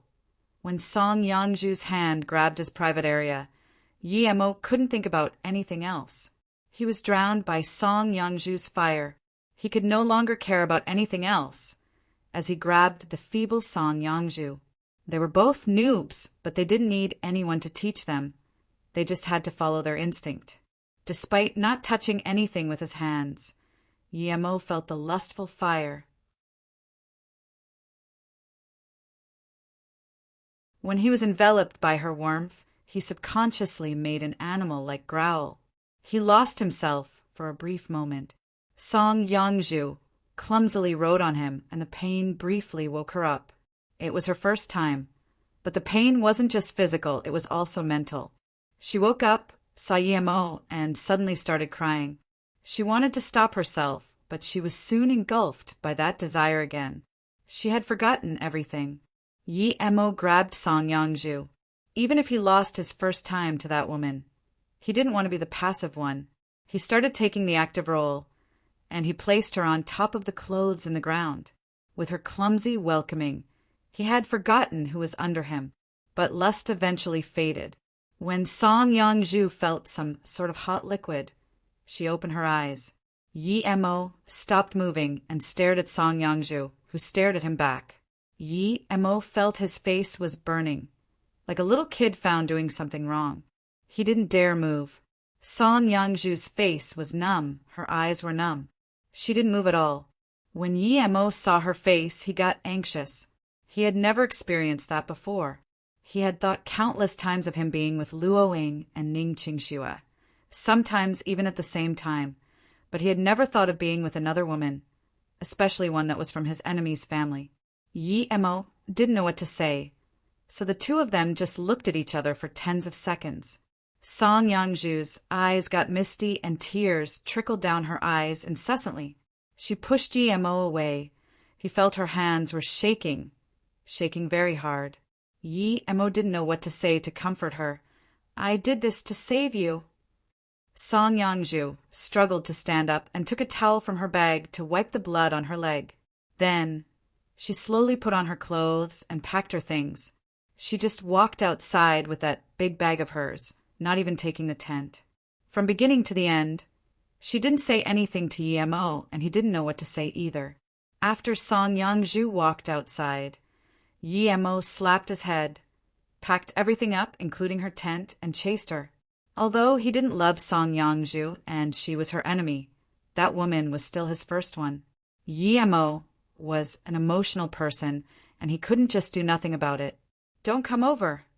Song Yongju looked back at Yi Emo with madness in her eyes. Her voice was a little cracked. Yi Emo believed that if he went to her, she might even try to kill him at all costs. Despite having his flying sword, he only had a bit of qi. Hence Song Yongju might be able to kill him. Yi Emo sighed and threw her tent on the ground. "This is yours." Song Yongju picked it up silently. The madness in her eyes had become dejection. Then she slowly turned away and left. The moon appeared, and its moonlight was reflected on the snow mountain, lighting up the area with a smooth pale light. Song Yongju's figure disappeared from Yi Emo's sight, but he still stood in the same place without moving for a long time. He didn't know how to feel. Was he wrong? Had he become soft? Yi Emo frowned. In the cultivation realm, power was everything, and so was there. If he hadn't had power, he would have been killed long ago. The Song family wanted him dead, so why couldn't he kill them? How could he doubt his heart because of something like this? Cultivation was to pursue the great Tao that went against the heavens. If he couldn't even control his heart, how could he reach the pinnacle of power? Thinking about this, Yi Emo opened up. Even the confusion towards Song Yongju disappeared. He stood there and howled. He felt his wounds recovering a little. He was sure that once he fully recovered, his state would increase a step too. Song Yongju heard it and paused for a moment. After Yi Emo's howl finished, she kept going. A white fox was hiding in a corner of the valley, and when she heard Yi Emo's howl, she carefully peeked out and stared at Yi Emo.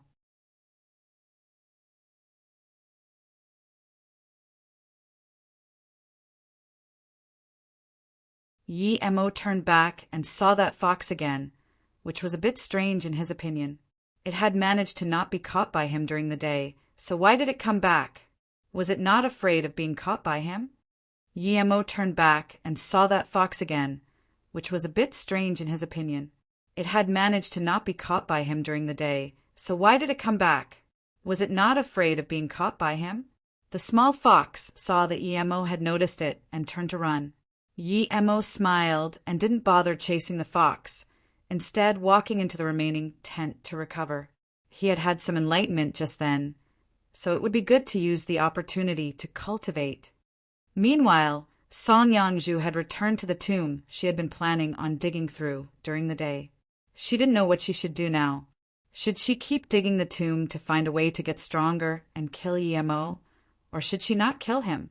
She knew that Yi Mo had saved her, but she couldn't bear being saved by an enemy again and again, even losing her virginity to him. Song Yangju's heart was in turmoil. If she were to give up on getting revenge from Yi Mo, she would lose all direction in life. If her master was still the same to her as before, perhaps she could go back and cultivate.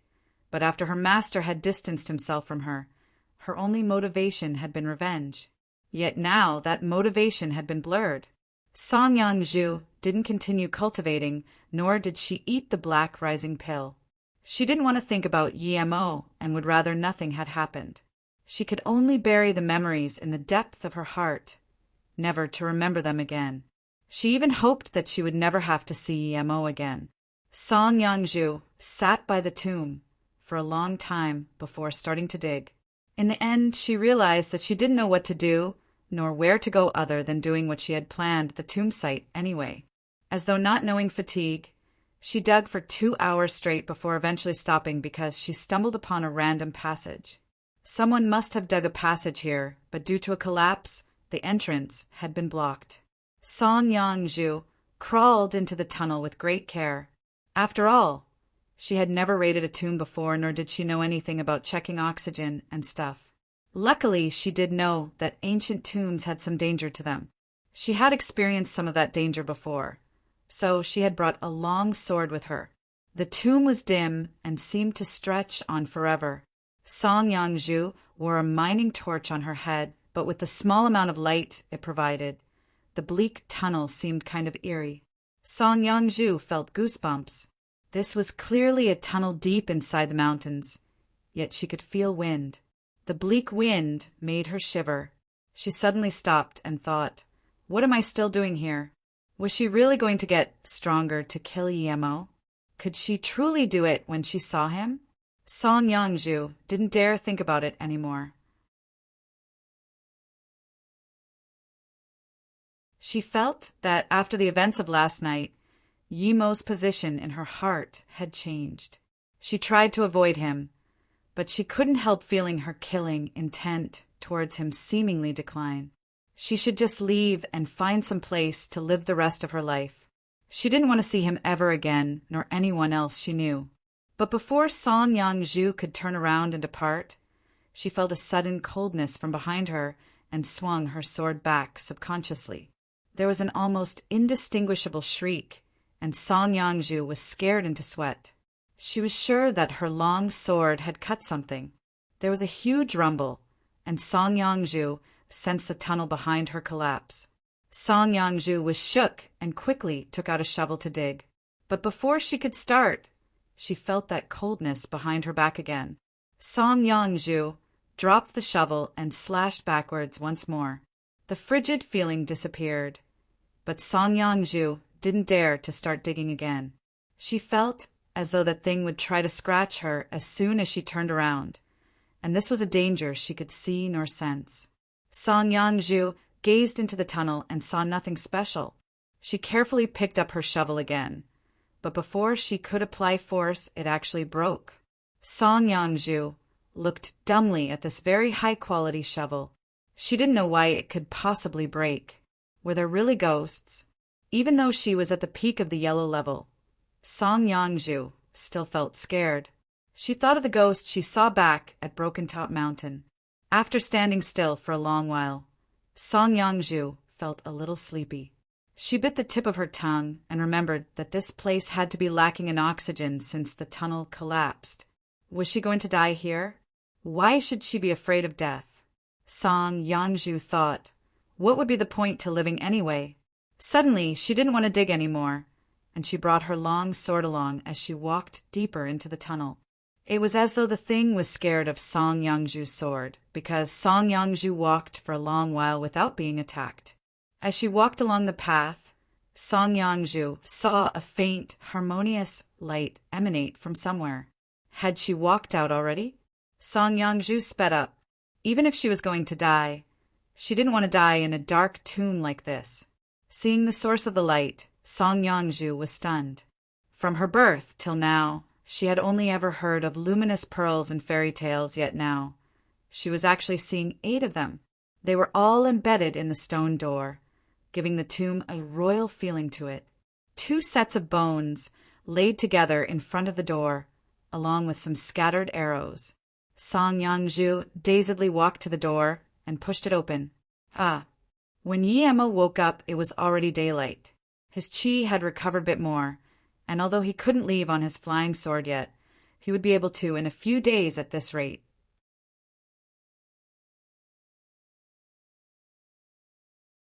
He shot out a few fireballs and burned the tents and the bodies before walking out of this silent valley.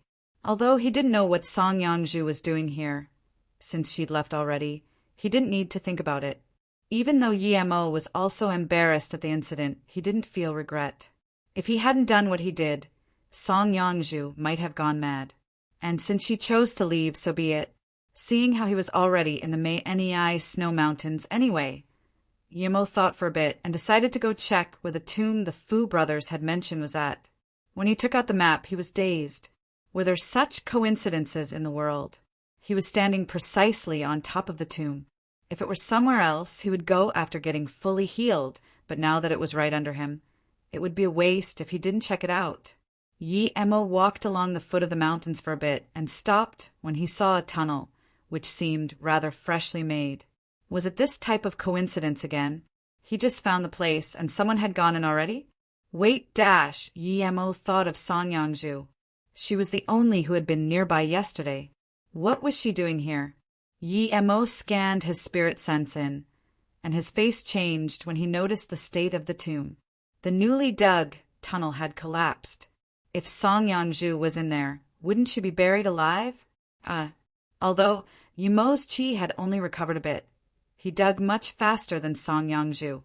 In less than an hour, he made it into the tunnel.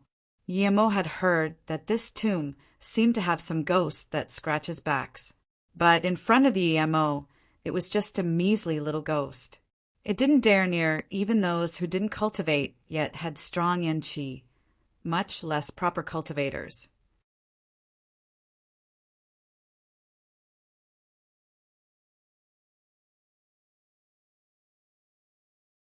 Yi Emo scanned his spirit sense in the tunnel and immediately saw a ghost in a corner. If he went in there alone, he wouldn't care about a ghost that wasn't going to attack him. But Song Yangju had gone in not long ago. The ghost might have attacked her. Yi Emo scanned his spirit sense in the tunnel and immediately saw a ghost in a corner. If he went in there alone, he wouldn't care about a ghost that wasn't going to attack him. But Song Yangju had gone in not long ago. The ghost might have attacked her. With these thoughts, Yi Emo threw a fireball casually. The ghost immediately vanished, and the tunnel seemed less cold. Yi Emo walked through the cave very fast. After a while, he saw a stone door with luminous pearls on it. There were 2 bodies next to it. Something wasn't right. Yi Emo remembered that the Fu brothers had said there were 9 pearls, but he could only find 8 there. Also, at the time they had said that other than the 2 bodies, they also had someone killed with arrows. How come he didn't see that body? Yi Emo didn't mind that. He cared about where Song Yangju had gone. How come he couldn't see her inside the tunnel? Yi Emo knew that the stone door could shoot arrows, so he threw a rock at it, but no arrows were shot. Had all the arrows been used up? Regardless, Yi Emo took out the 8 luminous pearls. They were worth a fortune. He wasn't going to leave them for someone else. After that, Yi Emo approached the stone door. He was going to break it apart with his flying sword, but when he pushed the door lightly, it actually opened up itself. Yi Emo walked inside and found that he was standing on a platform with a circumference of 1 meter. Outside the platform there was a deep abyss. Luckily, there was a stairway that led downstairs in the center of the platform. Just when Yi Emo decided to go down, the stone door behind him closed. Yi Emo turned around and tried pushing the door. Nothing happened, as though the stone door had been locked. Yi Emo was angry. He had gotten tricked to go inside, and the door just closed on him. Without thinking, Yi Emo took out his flying sword and tried to hack the door off. but his flying sword only got to cut 15 centimeters. He then realized that it wasn't a stone door, but a 30 cm thick steel board. The steel board was covered in 15 centimeters of thick granite on both sides. If it was someone else, no one would be able to dig through the door in their lifetime, but it was Yi Mo. He used his flying sword and dug out a big hole in the door. Looking at it, Yi Mo felt satisfied.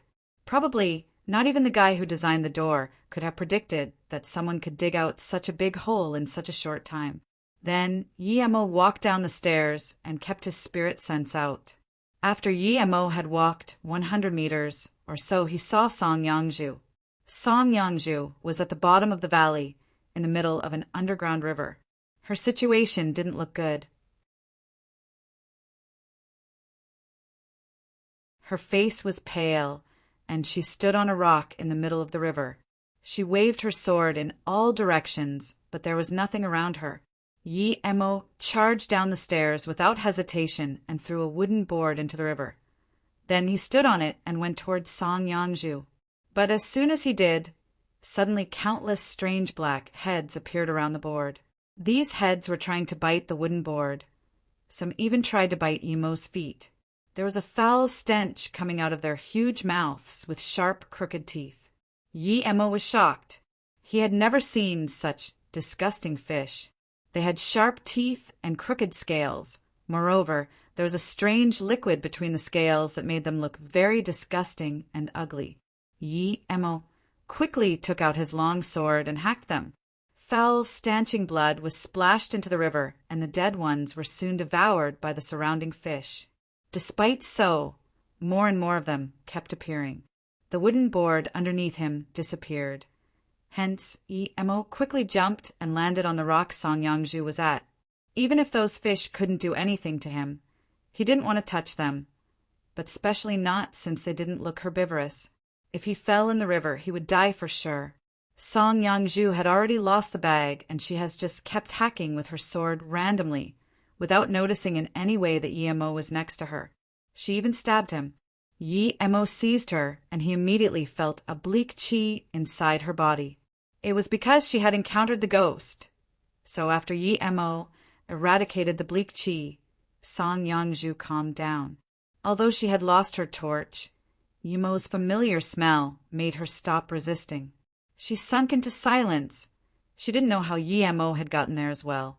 Before Yi Mo could talk, even more and more of those fish came to them, as though they were attracted by the smell of blood. Yi Mo took out one of the luminous pearl, and Song Yangju at once managed to see her surroundings. She got so scared that she screamed. When she encountered ghosts or when Yi Mo took her virginity, she didn't scream, but when she saw those ugly fish, she couldn't resist the fear in her heart and screamed. The rock was too small, and the water seemed to be rising, and neither Yi Mo nor Song Yangju wanted to fall in the river. Yi Mo would rather encounter 1,000 ghosts than face the fish, but Yi Mo couldn't use his flying sword there. He needed to think of a way to escape. Yi Mo sliced with his sword tens of fish that were instantly killed. Before more fish could charge at them again, Yi Mo gave a luminous pearl to Song Yangju and said, "I'll send you up first in a bit. As soon as you get out, leave immediately." "Then you would dash," Song Yangju murmured subconsciously. "You go first, I'll come up soon." Then Yi Mo grabbed Song Yangju and threw her onto the stairs perfectly. Yi Mo kept killing the fish.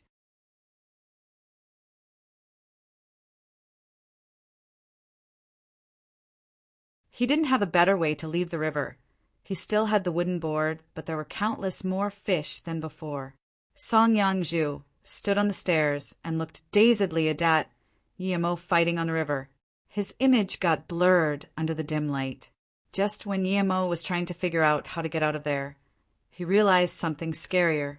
The fish could only stretch out their heads before, but now, after eating their own kind, they had started to grow legs and could slowly crawl onto the rock. Yi Mo felt goosebumps as he wondered whether he should use his flying sword. If his chi wasn't enough, he would fall into the river and he would be finished. The fish reminded him of the insects in the desert. They had also become stronger after eating their own kind.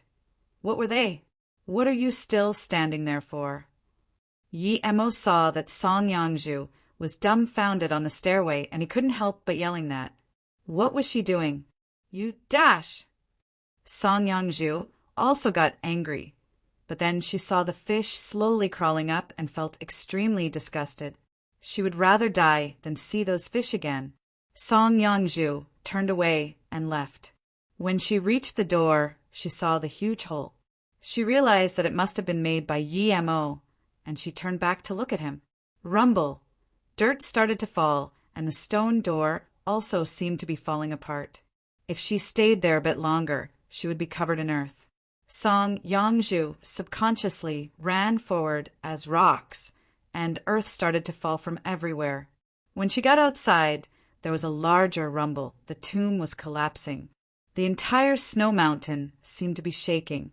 When Song Yangju got to a safe distance, she rejoiced. If she had been a little slower, she would have been buried alive. But then moments later, she was dazed. Where was Yi Mo? Yi Mo had saved her, but he hadn't made it out himself. Song Yangju's mind went blank. You're tuning in to the Thunder Spear YouTube channel. Don't forget to subscribe and join us on this journey to catch the most captivating stories.